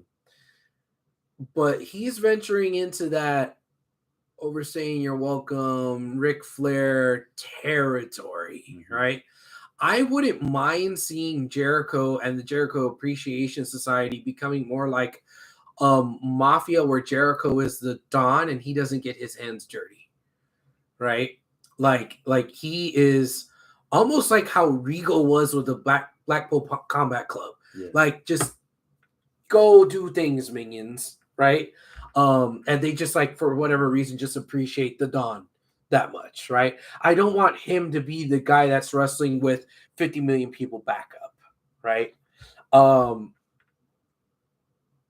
And I don't necessarily like this feud either, because while I get it that it's something non-title that is still high profile, to something to do for Adam Cole, baby, I want more for Cole than to be the guy that is the placeholder for Jericho, because Jericho has to have all the spotlight, you know? And the storyline escalated way too quickly. Just, okay, we're going to handcuff you and beat your wife in front of you. Whoa, okay. Wow, that's what we're starting with? Holy shit, guys. Damn. Let me you got to put the goldfish in the fucking tank while still in the bag, bro. Nah, it's getting better. Okay. Because once Jericho beats Cole, then the next month, Cole's going to turn in Jericho's wife to the authorities for being at the White House on January 6th. That's where we get the blood feud. Yeah, loser goes over the wall, baby. North or south? South. He's Canadian. You can just, go back where you came from. Take him to Canada. I don't want this to be a trend tonight. Okay. I'm at a 2 for this match. A 2? I suddenly care more about Sabu than either Jericho or Cole. That's a fucking problem. Yeah. How badass are you that you walk out to the ring wearing your backstage pass? He did. He was wearing his fucking pass. He was wearing his badge. Like, none of the security knew who the fuck he was. It's like, it's okay, guys. I'm supposed to be here. Here's my badge. Let me go through the entrance with my music. It's pass okay. Gorilla in case the youngins have no idea who I am. Hey, Tony, thanks for the paycheck. And licensing my old theme from ECW. That's awesome as fuck, bro. That's awesome as fuck. This is also random as fuck. I know that this isn't an original take because everybody was saying this, but Adam Cole's old friend Sabu? What? Like, huh? How? Where? What? Why? How? How the fuck does he know? Why is he friends with Sabu? What? The only reason I'm added 2 is because of math. I work at a bank for a living. I like playing roulette when I go to the casinos. I know how to math. And in that promo, Jericho said there's 5 of us and only 2 of you. Now, if you add Sabu, that's 3. Who the fuck is next? There's 2 more. Sandman. Oh, shit. Oh, and Tommy Dreamer. Oh my god! Oh my god! I was gonna save that for the end of the show, but let's do another sidebar since you mentioned it. Okay, we're in DLC territory in this episode. Okay.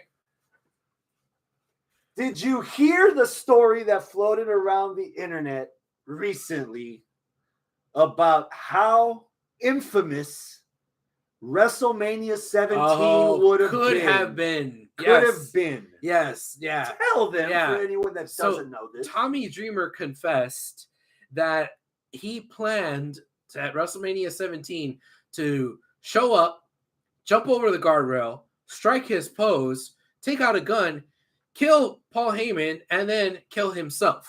And this is not storyline. Yeah. This is legit. He was in depression in 2001. He planned to do this. He was literally suicidal and homicidal. Yes. And then what stopped him is that JR called him, was 2-3 days before, whatever, saying, hey, we're going to get you a spot and, give you some work or whatever. And that pulled him out of the funk. But if it wasn't for JR happened to call him to tell him that, he probably would have done something really crazy. That's fucking nuts. Yeah. And that's before the Dimebag thing that happened in Damage Plan where he got shot on stage to death. That happened in front of a couple hundred people. If the first time crazies and people that aren't well mentally, if the first time that happened was not in front of 100 people in 2004 or 2005 or whatever, but WrestleMania in front of 67,925 people and on pay-per-view over a million buys at the height of wrestling popularity, this whole industry would be completely different than what it is now. Maybe not even around. Yeah. Definitely wouldn't have had the 9/11 stuff with Muhammad Hassan on television. Yeah. You definitely wouldn't have had a lot of other crazy ass shit that we've seen as pro wrestling on television, where we of sound mind ish know the difference between what's real and what's not in professional wrestling. Yeah. If that would have happened, I don't even know if I'd be doing this. Yeah. Yeah. Things would have been a lot different if he actually did that. Yeah. Murdered Paul Heyman, then killed himself. Jesus. Now, as much as you want to say that, to be fair, that's a damn good episode of Dark Side of the Ring, season 5. To be fair, Owen Hart fell from the rafters and died, and they continued on with the pay-per-view. So maybe nothing would have changed. Holy fuck! Wow. Wow. Jerry Lawler had a heart attack on air and almost died. And nothing really changed. So maybe nothing. My brain is rebooting as we speak. Cristobal.exe activate. What the fucking fuck? I mean, am I wrong? What the fucking fuck? Am I wrong? Triple H would have still humped the corpse. Tommy Dreamer, I'm glad that you did not do all that. So glad. God damn. Yeah, going back to your math. Away from this dark. Who the fuck is left? Going back to your math. Bully? Yeah. I guess. I don't know. But I had not the exact same thought, but the thought was, how are you going to even the odds by one guy when you're still going to be short, two? Kyle O'Reilly is nowhere near physically capable of doing anything physical other than getting up to go shit. Okay. With his neck surgery. So that's out. Bobby Fish. He burned that bridge getting out of AEW. He opened his mouth, burned that bridge. Yeah. And it wasn't just wrestling, it was other things.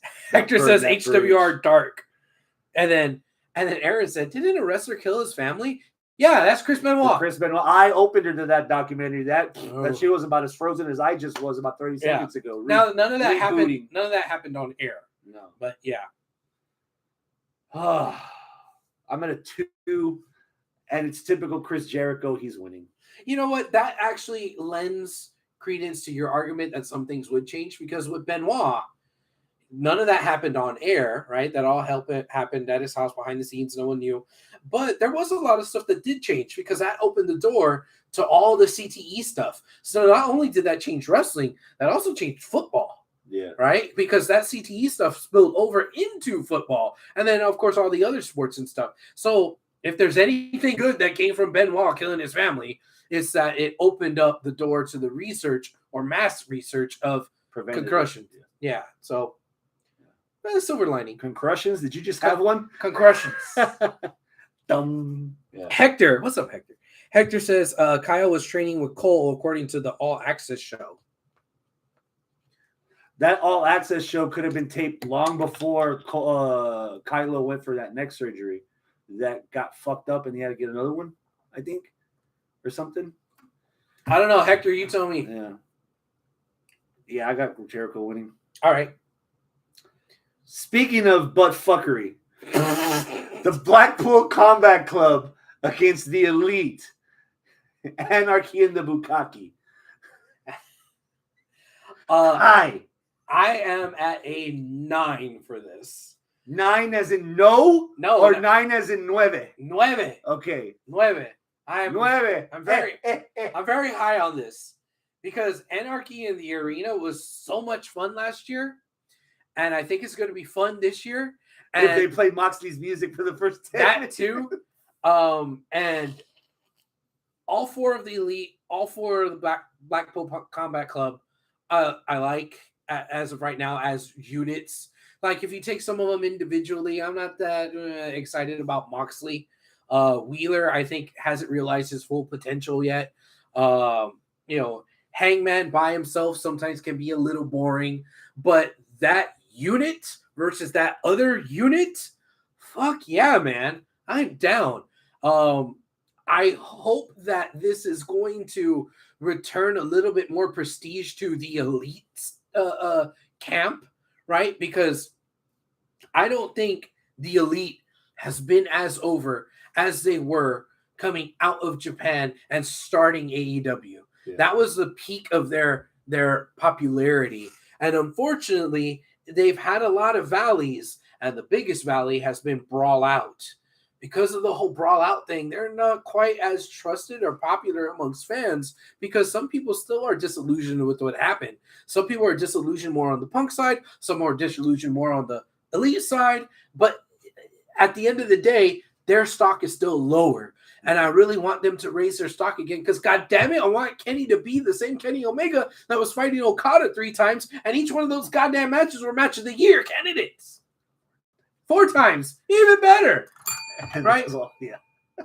and they're not quite there yet. All that shit happened in Japan. It didn't necessarily happen in the States, and I'm waiting for that fucking fever pitch to happen again, and I think that window is starting to close. But I'm still excited about this match. These are one of the storylines in AEW where I can guesstimate the next 3 or 4 moves, and I like them a lot. Sorry, I just have to say this. Hector says, I want to see Hangman come in on a horse and chase down Yuta. That could still happen. Yes. I'm already seeing the future, and I am intrigued as fuck. All right. There's 2 options. We already have on AEW television the story of Takeshita coming in to try to save Omega because Callis brought him in. Okay. He can be that MacGuffin where he shows up at the end of that match Is he on Team Elite or is he on Team Callus in the Blackpool? Okay. And that's the ace up their sleeve, and that's how Blackpool Combat Club wins, which leads to Stadium Stampede. Oh yeah, in Wembley. Oh, because Wembley is a stadium. Yes, and Ooh. Which means Kenny needs more ammunition, more backup. So who would he trust? Perhaps someone, former tag team, former champion, former rival in New Japan, who is a free agent currently. Oh, and we can have the Golden Elite with the Golden Lovers, Ibushi Kota. Yeah, with Kenny and the Bucks and Ibushi-san against all 5 of the Blackpool Combat Club. Okay. Now the other option, because it was flirted at the house show where Mercedes got injured. Yeah. Which, I'm sorry, pause. While it's under bad circumstances, I am so glad Willow has a title for something, because I love me some Willow. Fuck, I love Willow. I just love her so much. I just want to hold her and squeeze her. I have this weird duality that I've been fighting in my head, where I have the maddest crush on Rhea Ripley for the dark side of me, and then the light side is all Willow. She's just so cute. I love her. Oh my god, squeak. You can always replace Konosuke Takeshita with Moxley's other pupil. Okay. Shooter Umino. Oh. From New Japan. Okay. Red Shoes' kid? No, Red Shoes' kid is Takeshita. Takeshita is Red Shoes' kid. What? Yes. Hector, clear that up. But Moxley was at that Japan show and reiterated that Shooter's got an open invitation to join the BCC. Nice. That could be his 5th. Because as much as I like Takeshita, I don't think either his character or his fighting lends to Blackpool as well as Shooter's does. And Shooter has already an established relationship with Mox. And if Mox is considered the leader because he's the one that gets title shots, I was wrong. Shooter Uno is Red Shoes' kid. Thank you. My Shooter bad. is Red Shoes' kid. So you can have that 5-on-5 at Anarchy at Stadium Stampede at Wembley at All In. Okay. And then the next week, All Out in Chicago is where you have them separated. Okay. You have Golden Lovers against Moxley and Danielson. Okay. You have the Young Bucks against Cesaro and Wheeler. And then you have Shooter against Hangman. Okay. Or Takeshita if you want to do Takeshita versus Hangman. And that pretty much is half of your all-out pay-per-view in Chicago. Mm-hmm. And then you sprinkle some CM Punk in there against somebody. CM Punk MJF. Oh. That's a pay-per-view enough. Yeah.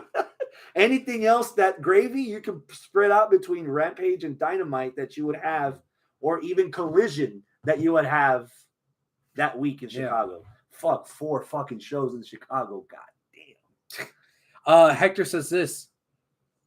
I see Ospreay interfering in the match, setting up a match with Omega. How would you feel about Ospreay instead of all this bullshit that you just said? That would set up Ospreay versus Omega at Forbidden Door quite nicely, and that's at the end of June. Yeah. The only thing is, a lot of the allure of New Japan, even up till now, is that I feel like you don't need a lot of storytelling in between matches or to set up matches in New Japan. Okay. We fawn over Omega Okada 3 at the G1. Kevin Kelly did in 75 seconds what most programs and most feuds in pro wrestling take weeks and months to do. And that's get you invested in what you're about to see. Okay. So I don't need Ospreay to interfere for Ospreay to have a rematch with Omega for the U.S. New Japan title at Forbidden Door. You can just make that match day, Just book and it's already done because again, it's already been sold out. You don't need to build story for a lot of this stuff. Okay. And if it's already predetermined or predisposed, oh, we've already got this. This is a sequel from Wrestle Kingdom that we all love. That's already our match of the year list. Yeah. We don't need a lot of sprinkles and all this other accessories. I just need my cookies and cream ice cream, and that would be the match itself. So, and besides, if you have Ospreay cost, then everyone in the elite is going to have a beef with Ospreay, and that's not necessary. Because then Ospreay and Aussie Open, then they're going to be outnumbered, and then we're do the math again. Right. And a lot of wrestling fans, even diehard fans, not that good at the math. No, not that good at the math. They don't speak the math. No. They do not math at all. Math they do not have. No, math. They has no math. Or gravity. Because they wear 9 wrestling belts and they still don't have one around their pants to hold their shit up. Or deodorant. Or deodorant. Right. Yeah. BCC versus the Elite. I said 9. What do you say? Give me a number. For all its faults, give me a number. I'm also at a 9. Woo! We agree. There might be some faults, but regardless, it's been a consistent and a coherent storyline. And they've been drip feeding us stuff every week to keep the momentum of the story going. And now we're getting an actual payoff, a match that makes sense. And if the foreshadowing continues, that what my premonition and my booking comes to fruition, it will continue to make sense, possibly more sense, not to the people that watch AEW now or that have watched AEW for the past 2 years, but for the people that have been invested in the career of the Elite before AEW was a thing. Okay. This is one of those matches that are for us. WWE has WrestleMania and they have all the stars and the special guests and the marquee matches, and then every once in a while we get AJ Styles versus Shinsuke Nakamura, when we know something is specifically for us. Yeah. This match for BCC Elite is for us, the wrestling fan that has been the fan forever. Yeah. So I'm at a 9. Okay. The only thing that's keeping me, I wish Yuta was a bit more established. I feel like he's been taking a lot of L's lately. It's very obvious to me that for as much potential as he has right now in May 2023, he is the dead weight of BCC. Yeah, I feel like they spent a lot of 2022 trying to build up Yuta and build his or earn his way into the BCC, and then once he earned his way in, they kind of forgot about it. Yeah. So yeah, Ospreay has a solid reason to start beef with Omega, says Hector. Okay, with Omega, not the Elite. Yeah, that's the difference. Okay. Yeah, Aussie Open. You got old thick boy over there. He can. I've got fucking BCC winning this. Okay. I got the Elite winning this. I think they need to. I think they need it. Orange Cassidy stars in the 21-man Blackjack Battle Royal for the international title. And he's the 21. He's the Joker or whatever they're calling it, right? And it's over the top rope. Yep. Just both feet hit the ground. Somehow, this is a hodgepodge of people because I pulled up the graphic yesterday. What the fuck happened with Keith Lee versus Swerve?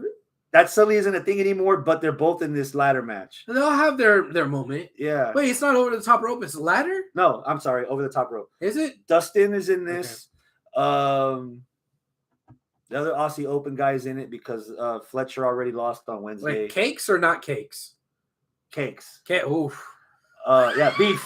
There's not beef in this bitch. Powerhouse Hobbs is in this. There's a couple of people in this, and it's just like, where have these people been? Yeah. I hope, and it could be a slight, it could not be. Now is the perfect time for Orange to drop the belt, and this being a battle royal, he could drop it without getting pinned. Okay. You can do a rematch where Orange Cassidy at some point just runs out of gas. He's been wrestling every week, almost twice a week, skirting finishes. I kind of lost interest in his reign last Wednesday when he kicked out of 3 Michinoku drivers, the third one from the top rope. So at some point, if fucking John Wilkes Booth can't beat him, then nobody's gonna beat him. So what the fuck? I don't know who all is on the roster in this match, right? I think that you might be right that it might be time to pull the title off of him. Ricky Starks, Jay White, Hardball, Juice Robinson's in this. Rock Hard. There we go. Something like that. I think that if I had to take a stab in the dark, I would say that the person to do it, to win it, Andrade or Idolo. It has to be a heel. I'm thinking the same wavelength. Either Jay heel, White and it needs to be one of the guys that you said, hey, look who's coming to Collision. So Miro, maybe, but I don't know if I want Miro chasing. I want heel winning it. Dude, Jay White and fucking Miro. Andrade Idolo then. It's going to be Andrade. So you put it on Andrade. He has this new shiny belt for the new shiny show. He's a big dick. He is a heel. He can play it up. Oh, speaking of big, fucking Big Bill's in it.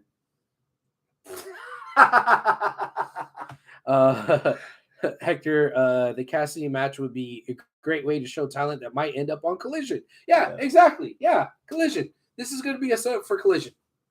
This might not be the most popular opinion. This should be the match that's on buy-in. You want people for free to watch this. You want people to watch this for free so they can see all the talent that AEW has to offer, especially if you're going to christen the next era of that belt and have a new person, have someone beat Orange Cassidy for it. You would want them to be seen in front of free people as opposed to a free audience as opposed to people that are behind the paywall of the pay-per-view. Right. You're picking Andrade. I'm picking Jay White. Okay. Let people in America on a bigger stage see how good of a heel Jay White can be. Yeah. Jay White can be good when he needs to be. Jade Cargill against Taya Valkyrie. TBS title is actually being defended this time on pay-per-view. 2 questions. 3 questions. Number 1, give me a number. I know that's not a question. This is hard for me, man. It's been hard for me ever since Taya came back. 8? I see. I don't know if I want to go. I don't know if I want to go 7 or if I want to go 10. So maybe I'll split the difference and do 8.5. Right? 8.5. Sure. The reason why I'm not sure if I want to be a 10 is because I don't know if in between the bells the match itself is going to be that good, right? Taya is good, and Jade is good, but I don't think either one of them are fucking phenomenal. I don't think either one of them are great, but could one of them pull a better match out of each other? I don't know, man. Maybe. And the storyline of, you can't use the finisher, but they both have the same finisher. Just and now Taya can. Name different. Cool. That was a nice little build. That's made me interested. But the 60-0 has made me intrigued. So is this going to be the 1-61-0 or 60-0 and 1 or whatever? 61. Yeah, math. See, wrestling fans can't math. Thank you for proving my point without me having to prove it. Is this that time? Or fuck no, Jade is going to keep it until she beats Goldberg's record, right? And man, I don't know. I can't call it. I don't know how to call it. I don't know who's going to win this, and that makes me a little bit more excited. That's pushing me to the higher levels, right? This might be the one that I'm most intrigued about. So I'm split, man. 8.5. I'm split also between an 8 and a 2. 8 and a 2. So I'm gonna call it down the middle and give it a 5. Okay. And I say that because the last 2 Taya Valkyrie matches that I saw were not that great.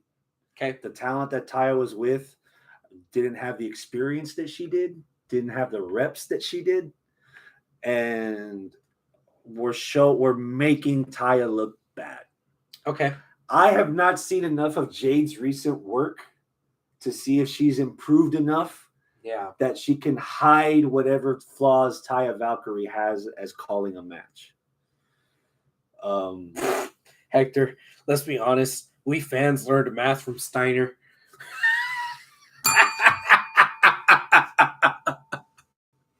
That's a good one, Hector. That's a good one. Oh, man. Who's winning? For this streak to have gone on as long as it has, I don't think Taya's the one to break it. So you got Jade winning. I'm Jade winning. I got Taya winning. I think it might be time. My 60 is a nice round number. 69 is a better number. And that leads me to my next premonition. Maybe I've ignored it, or maybe it hasn't been said. But Jade Cargill is the TBS champion, right? Right. Yeah. So why isn't she wrestling men?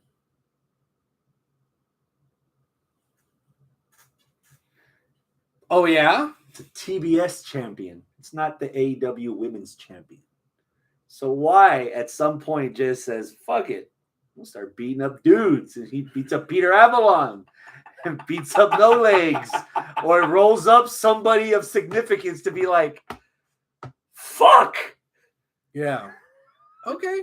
I don't think Valkyrie's the one to do it. Okay. But you asked question 2 for me. So I'm going to ask you question 3. Okay. What cosplay is Jade Cargill going to pull out? Oh, Cammy from Street Fighter. I'm going to go with relevance. I'm going to say Nebula from Guardians. Oh. Okay. Okay. Let's see. I could see. They announced Mortal Kombat 1. Maybe she does another Mortal Kombat character. Could, yeah. And they're coming out with a new Street Fighter, so there's still relevance 6, there. Yeah. Yeah. And I could definitely. Kimberly, have you seen the some of the vids for Street Fighter 6? Kimberly is a young black girl, athletic, does a lot of tagging. Okay. And she has spray cans in her offense and makes her offense very pretty looking, especially in HD. Yeah. 4K, whatever. Yeah. She could pull off the Kimberly really good.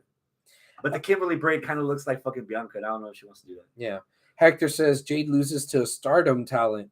That will be the way Jade does an excursion. She needs it. Who's the Japanese chick from Stardom that does the candy twist plancha? Where she does a crossbody, but she hits the girl, and before she lands, she does a tumble. And hits the. I've seen it, but I don't remember her name. I don't remember her name at all. Hector will pull it out. Yeah. Yeah. I've got Jade winning it still. Keep the streak going. Yeah. So Jade will be 61-0. Yeah. Oh my God! If Goldberg shows up one day on AEW, who's next? Here comes Jade. And Goldberg just acknowledges her and just leaves. Wardlow versus Christian ladder match for the TNT title. I would be at a 7 for this if it was against fucking Lizardsaurus. Oh yeah, against Dino Boy, whatever the fuck his name is, right? If it was against him, the big one. But no, it's against Christian, which is cool. But there's already shenanigans going into the match, right? It's just dripping with shenanigans. So I'm gonna go with a 4. I don't care. Christian will win by heel DQ bullshit. Well, it's a ladder match, and Wardlow's only backup is Arn Anderson, who can't really take a gun into the ring, only do this. So, I'm at a 5. I wasn't too impressed with Wardlow in that ladder match where they had the Sonic ring hanging and it was all Beef City. Beef City. Yeah. Cul-de-sac. I couldn't. This match shouldn't be that long either. Christian's winning it. I hope Christian wins it. Give him, dude. Christian's one of the better heels, and he can talk on the mic. There's not a lot of people in AEW that can cut a promo, let alone piss you off. Yeah. Christian needs this belt. It sucks for Wardlow. He cut his hair for nothing, but right now it's. I think Wardlow's the kind of guy that you want chasing for a belt because he could beat up jobbers and do the Powerbomb Symphony and instill fear in you. But him being the champ, it hasn't been really working for me. No. There's been several champions in AEW that they're just not working I feel like they kind of forgot about him for a little while, too, because we didn't see him on TV just inexplicably. Yeah. And then, hey, here we go. We forgot about him. You know what? Let's give him Arn because we all know how much of a charisma fountain Arn Anderson is. Ugh. Yeah. Julia would be best talent for Stardom to take the TBS title. Giulia. Yeah. Giulia. Giulia. Did you spell that right, fool?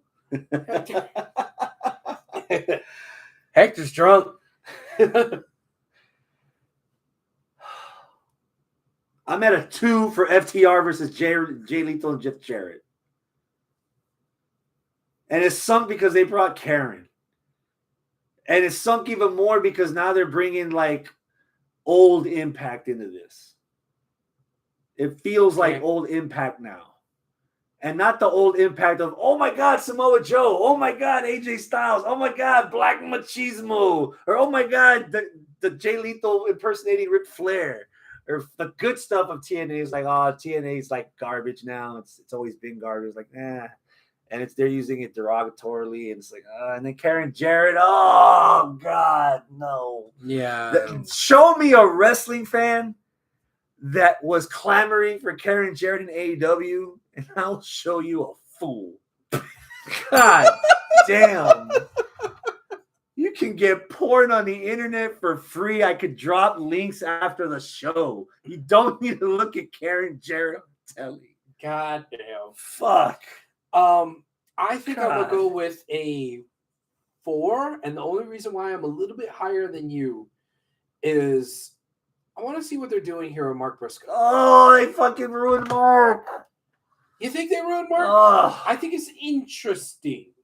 I don't think it's the direction that I would have gone with or turning Mark heel. I don't think he's turned heel. I think they might be trying to just show that he is conflicted and kind of losing himself after the death of Jay. Right? His brother's been dead for 3 months now. 3 months is a good time frame for the initial wave of support to wear off and now be pissed off at the world and pissed off at everybody, I would say. I think that they're trying to show a depiction of realism of what grief long-term could be. At least maybe that's me giving too much of a benefit of the doubt and hoping that they're going deeper than what they really are. But if that might also explain why I started losing my teeth after my mom died. Yeah. I mean, but yeah. But like, I don't know, like Mark going a little feral after he was already a fucking feral, crazy lunatic, but him going a little feral. Kung Fu tells you all you need. Yeah. The Sussex County Chicken. Like him going a little bit more feral, even on his friends, and turning his back on them, and whatever. Like, I find it interesting. I think feral's the right word because did you see last Wednesday? Saw last Wednesday Dynamite? Yeah. He made his choice. Yeah. He's choosing Jay. He's choosing Jay Lethal. Yeah. Not Jarrett. He's choosing Jay Lethal over anyone else. Yeah. But even that's wearing thin. You're right. So it's wearing thin on his patience. Oh yeah, on his patience. Which shows how thin of a skin he has right now because he's so distraught. Right. And that they're piggybacking off of the loss of his brother to try to play with his emotions. Right. And he's gonna just fuck with everyone. Yeah. I'm still at 2. Okay. I'm still at 4. I want this to be done. All that shit that I just said was to justify a 4, right? And it could have been higher if it wasn't for Karen Jarrett and Jeff Jarrett. Like, goddamn, I don't need the Jarretts on TV. At some point, Satnam Singh has to shit or go back to India. Am I wrong?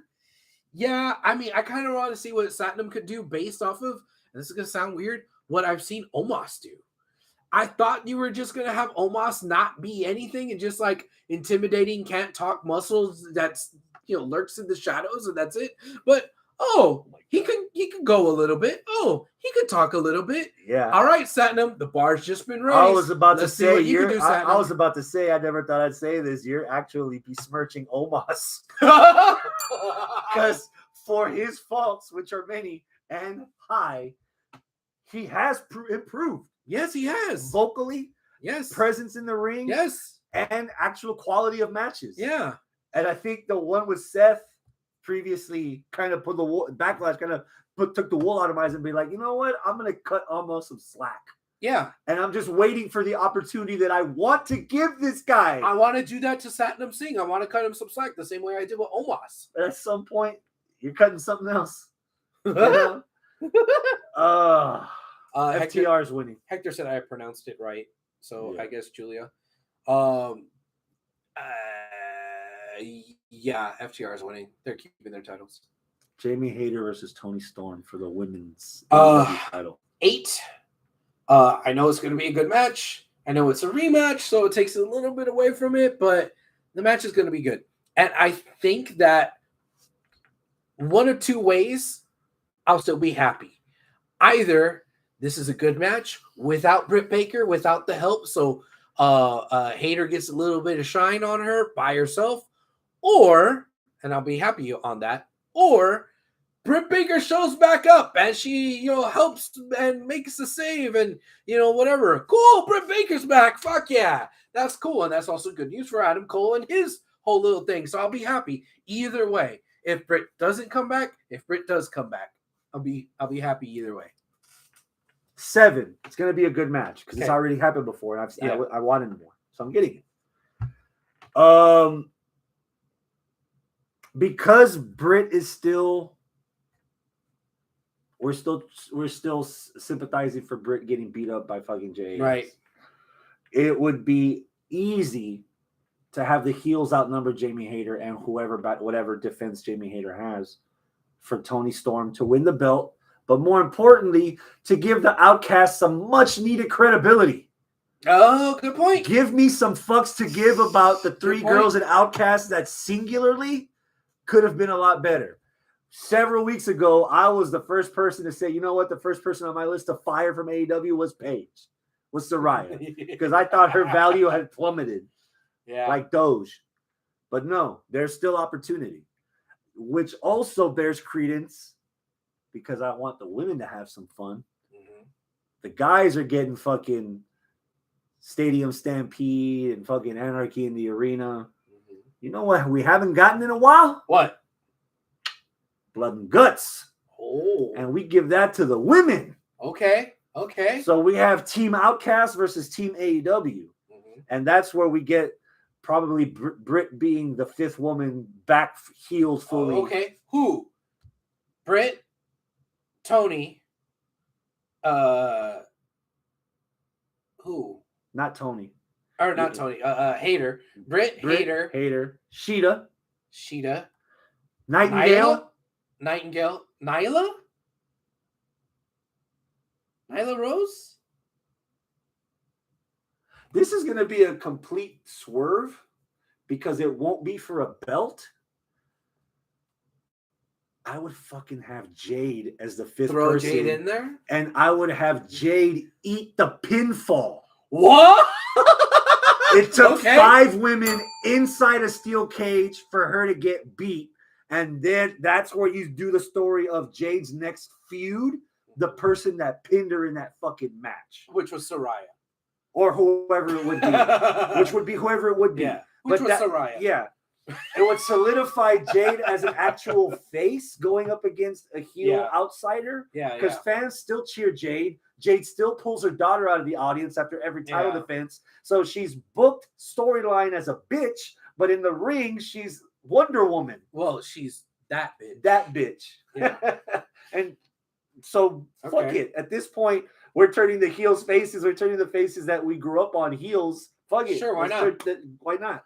That might be what we need as a refreshment to have Jade's streak last a little longer. Yeah. That now Jade can wrestle heels that she hadn't had a chance to face because she's beaten all the baby faces already. Right. And extend the streak a little. Okay. I'd have Jade as that fifth. That's a good It's good interesting. idea. It's interesting above everything else. Hector says, going back to Satnam Singh, I have Satnam tag with Big Cass and call themselves the Skyscrapers.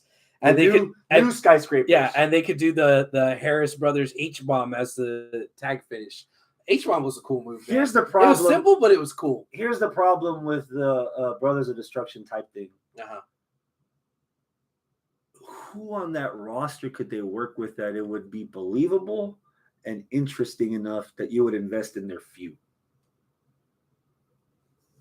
You want to say FTR is a given because they're the best team, but who else size-wise? No, not size-wise. I'm going to say flash and speed-wise. And this is going to be fucking controversial. The fucking Bucks. Have the Bucks pinball off of them, super kick party, do everything they can fucking do to get these guys dead, and they come up a little bit short. You don't think Lucha Bros can do it better? You know what? Fuck it. Lucha Brothers too. Triple threat. The Skyscrapers versus the Bucks versus the Bros. Mexicans. Yeah. Wow. Why not? All right. He also says Toni Storm could cut a promo after winning the title about how she finally could call herself champion instead of interim. Then they have Thunder Rosa come out. Replace Nightingale with Rosa. Okay.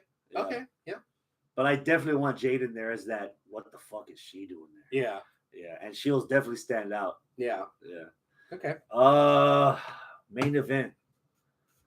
Skyscrapers versus House of Black. That's what Hector's saying. Skyscrapers versus House of Black. Yeah? Yeah. Yeah? Okay. Yeah, Brody. You got me. Yeah. Now you got my attention. Brody and Alistair. Malachi. Yeah? Jungle Boy Jack Perry. Uh-huh. Sammy Guevara. Yes. Darby Allin. Yep. MJF. Yeah. The Four Pillars. Mm-hmm. Main event. Yep. Men's World Title. Yep. Give me a number. My number for this match is 9.5. I am so close to busting that 10 nut. So here's what we're going to do. I'm going to go bust the nut and leak. While you tell the audience what's keeping you from getting to a complete 10, and I can still hear you from over here. I hope you're just going to pee and not actually bust a nut. No, just pee. Okay. This guy, so rude. So rude. Que rudo. So I am at a 9.5. And part of the reason why I'm not at a 10 is because while I understand that they are the AEW pillars, while I understand that we've built a lot on these four guys, I don't think the build itself for the match has been sufficient. I felt like the build for the match was very formulaic, very repetitive. MJF coming out saying, we're the pillars, this and that. I'm the best pillar, you're the pillars. And then rinse and repeat where Jungle Boy or Sammy or Darby come out and they like rebuff and they say why they should be the better considered pillar. And I get it that there was a little wrinkle there with Sammy and Sammy getting paid off, but then he didn't get paid off. And like okay, that was cool. That was a nice little wrinkle. But other than that one little wrinkle, everything else has been the same. MJF talks shit. They say, no, I'm not. I'm still good. I've come up from the bottom. Bitch, all of y'all come up from the bottom. So your story of I come up from the bottom, like AEW is technically still the bottom. Yeah. No. But it's not bikini bottom. It's the same story for all four of y'all, and you can't build the entire storyline for the entire match for 3 months or however long it's fucking been over the same thing week in and week out.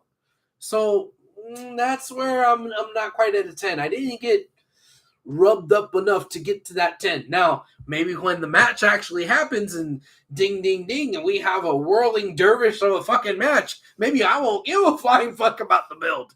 But, and that's why I'm not at like a 7. I'm still at a 9.5. I'm still like really excited for this fucking match. But yeah, that's what's keeping me from that 10. Oh, and I have MJF winning. I think it's kind of obvious to me that MJF is keeping this title. So I think we had a conversation about this a long time ago in a galaxy far, far away. That at some point I would have wanted this match. Okay, and I got it. And I feel like over time, the build just killed my anticipation for this. Oh.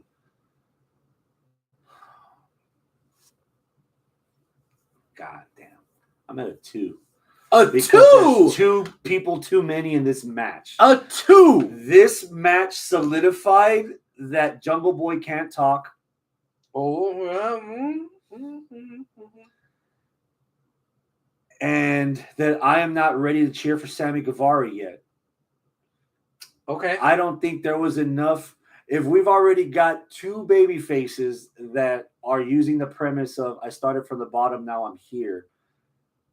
And then to change Sammy Guevara from a heel, a bottom feeder for Chris Jericho's group, from that to breaking out on his own, getting a title match, and then for a moment, even though it was just a moment, becoming MJF's bottom feeder.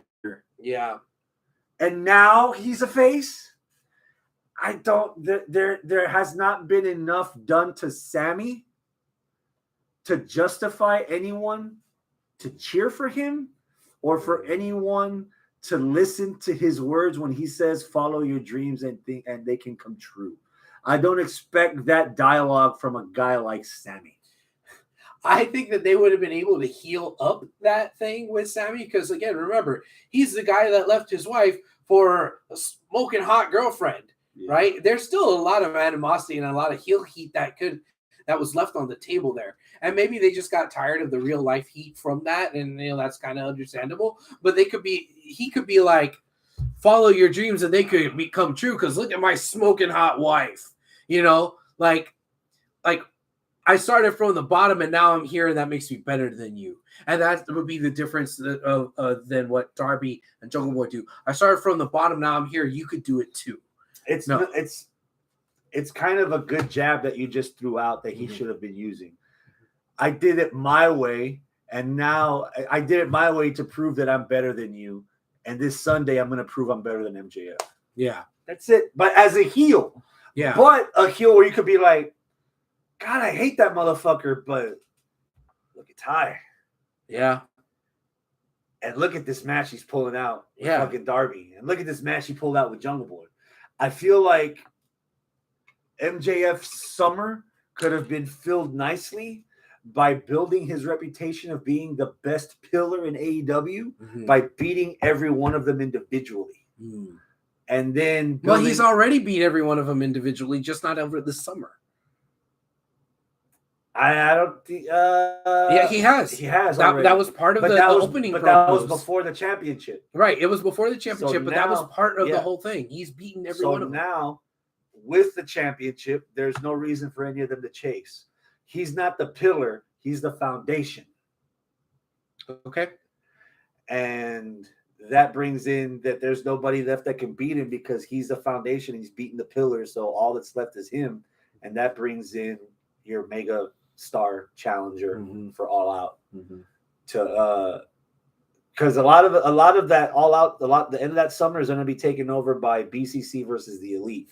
So there has to be something. There has to be something for some meat for MJF to chew on between now and then. Sorry, what made me just cackle spontaneously was that somebody in the live chat who I don't recognize, so welcome David Lee Rath, said, I love that name. He said, we need Russo back. Oh, fuck that. No. Oh, Lord, no. But no. David Lee Rath, that's a funny name. That's a good one. That's a good name. Welcome, David. Thank you. God, why am I at a 2 for this? Oh. The shows, the last couple of weeks, I'll give you an example. The last Wednesday show where they did the contract signing with Cole and Jericho. Yeah. They ended the week before with a promo. And so with Don Callis and then Omega coming out and everything. So I'm like, oh, great. This has been an okay show, I guess. It was fucking 8:15. It was still 45 more minutes of this fucking show. I was like, What happened? This is not the AEW fan that went to Double or Nothing one in 2019. Right. It was the fastest 2 hours of wrestling. It was, but now it's starting to really trudge. Yeah, and they're adding 2 more. Right. Yeah. Man, and this is gonna probably be the biggest bombshell of the night. I'm probably going to end up watching NXT live over AEW because NXT is free on the Peacock as opposed to me spending at least $30 to watch it at the theater or spending $60 to watch it at home. Can you watch it in 4DX? That'd be awesome. Oh shit! You just be bouncing around. So every time you fall off the ladder, yeah, you just feel every chop. The wind coming in from when you fall off of something. But there has to be like something. There has to be like a helmet that you wear so that when MJF spits on you, you feel it like right here. Yeah. Or the Moxley incentive, where like 5 minutes in, you're like, "What's this red stuff coming down my face?" You just get sprayed with red food coloring. Blood. Don't wear white to this theater, guys. How come this cup holder has a blade in it? Overall, I'm at like a 5. 4, 5. Bro, I'm at an 8. A solid 8. I can't believe you're so low, but okay, cool. Are you hopeful? I'm always optimistic that this is going to be like one of those takeovers where like, man, this takeover on paper looks like it sucks. I don't know, whatever. And then we watch it. We're like, oh my God, this was the best thing ever. Do you think that's going to happen? Or are you not even hopeful for that? BCC Elite, Cargill, Hater and Storm, and the car wreck that is going to be that main event 4-way. Okay. And that's depending on what else they just added tonight on the taped episode of Rampage leading up to the pay-per-view. David Lee Rath. Yo, I've got a question. What's going on with Bailey's outfit? It's not PG. It's not R-rated. Anyhow, it's the closest we have to Attitude Era levels of skin. So, bravo, Bailey. Bravo. Bravo. Hector! What if Callis brings back the cleaner out from Omega by managing Ibushi and pitting him against Omega? Ibushi can tell the story about how Kenny abandoned him in New Japan. I don't think Kenny abandoned him in New Japan. I don't think a lot of fans feel that way. If anything, I could see Callis doing the traditional heel manager promo where he wanted to go with someone younger to solidify the next 10 or 15 years of that manager's career. I need a new meal ticket. I need Takeshita. Yeah. Okay. Takeshita and Omega tore down on an episode of Dynamite and got Omega's respect because Takeshita could hang with him. And Takeshita's 15 years younger. Yeah. At least. Ibushi, not only is he as old as Omega, he's fucked up his body a lot. Mm-hmm. That's a lateral move from Omega to Ibushi. Yeah. That's a lateral move. You're not doing an upgrade. At least in my opinion.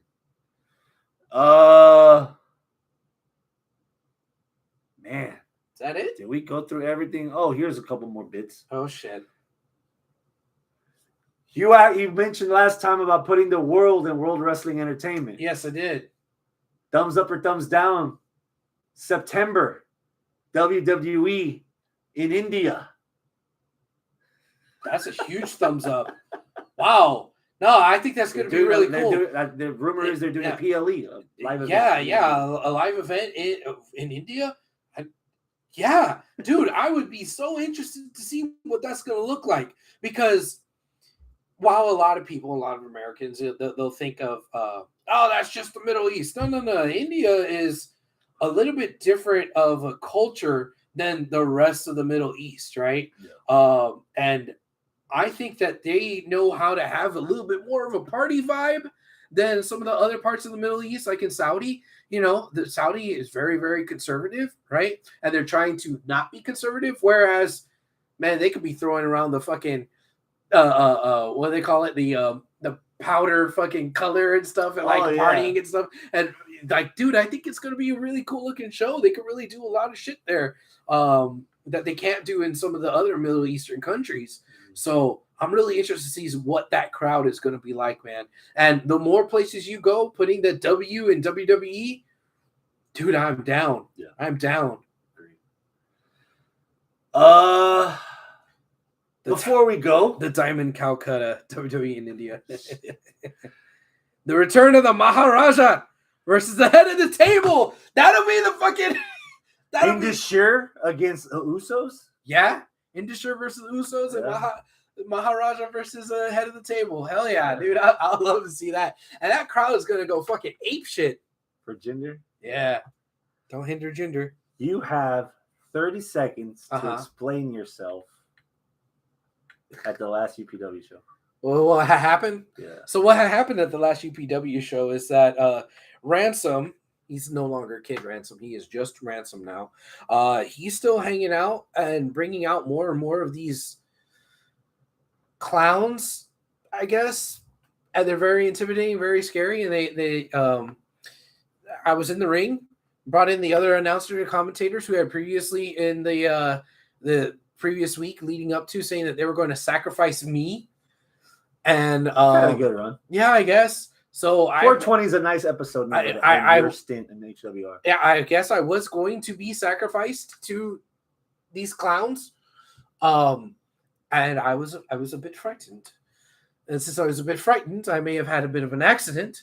So I had a bit of an accident in my pants, which were now not wearable. I had to go find some shorts. So this was right before intermission. So after intermission, through the rest, I had to do all my ring announcing duties in the top half of my suit with some shorts. That is the best way to put it. Commando, right? You didn't wear the dirty boxers, did you? Of course, I'm not an animal. Okay, good. You growl like one. Yeah. So explain this to me because it's been a minute. Yes. Kid Ransom was a cowboy. Right. Ish. Yes. Adult Ransom has clowns? He has clowns with him. I think is he himself a clown? I don't think so. No, he's not. But he has the face paint now, and he's a lot darker. He has mystical powers, and he has an axe. And he's coming out with Hatchet D Clown. And it's all very weird. Cards, like wild cards, actual wild cards just show up random places throughout the arena. And they're on fire sometimes, or at least they're smoking. So I don't know what the hell's going on. He's got, I don't know what kind of brujeria he got himself into, but I'm going to try to stay away. But sounds like you dated a Puerto Rican for a minute. Yes, probably. The next UPW show will feature Ransom taking on Jay Davis for the UPW Heavyweight Championship. And where is this located? Well, this is going to be located in Bay Cliff, Texas. The Volunteer Fire Department in Bay Cliff, Texas is going to be June the 10th, which is a Saturday. So make sure you make your plans now. Come on out. Come watch UPW. See your boy ring announce. Your boy might be ring announcing in a suit again. Maybe not. I don't know. Maybe the dry cleaning hasn't come through yet. I sent my bill to Ransom. He hasn't paid me anything for the dry cleaning, so I don't know how it's going to work out. But yeah. Invest in a good pair of Depends. June 10th. Come on out. David Lee Rath. Uh-oh. Clowns don't belong in wrestling. I'm down with mimes like Sting and Vampiro, though. Mimes. I mean, I could say that it's a posse of clowns, and they might be insane. But do they juggle? No. As far as I know. So it's Hatchet D Clown, big, tall, scary-looking guy, and then there was also Dagger D Clown. Dagger. Is D the or D is the middle initial? I don't know, and I'm not going to ask. But yeah, Dagger, a little girl clown. Okay. She's the scariest one out of all of them. Does she do a laugh? Creepy little girl. Yeah. Stop. You're giving me PTSD. But yes, come on out. Bay Cliff, Texas, June the 10th. Gotcha. All right. And we'll figure out if we come do this again next week and talk about the fallout. The fallout of, what is it? Battleground, a Double or Nothing, and the Saudi show. Afternoon of Champions. Okay. Yeah. Wow. All right. Well, then that's the show. Adios, my friends. Keep it classy. Whew.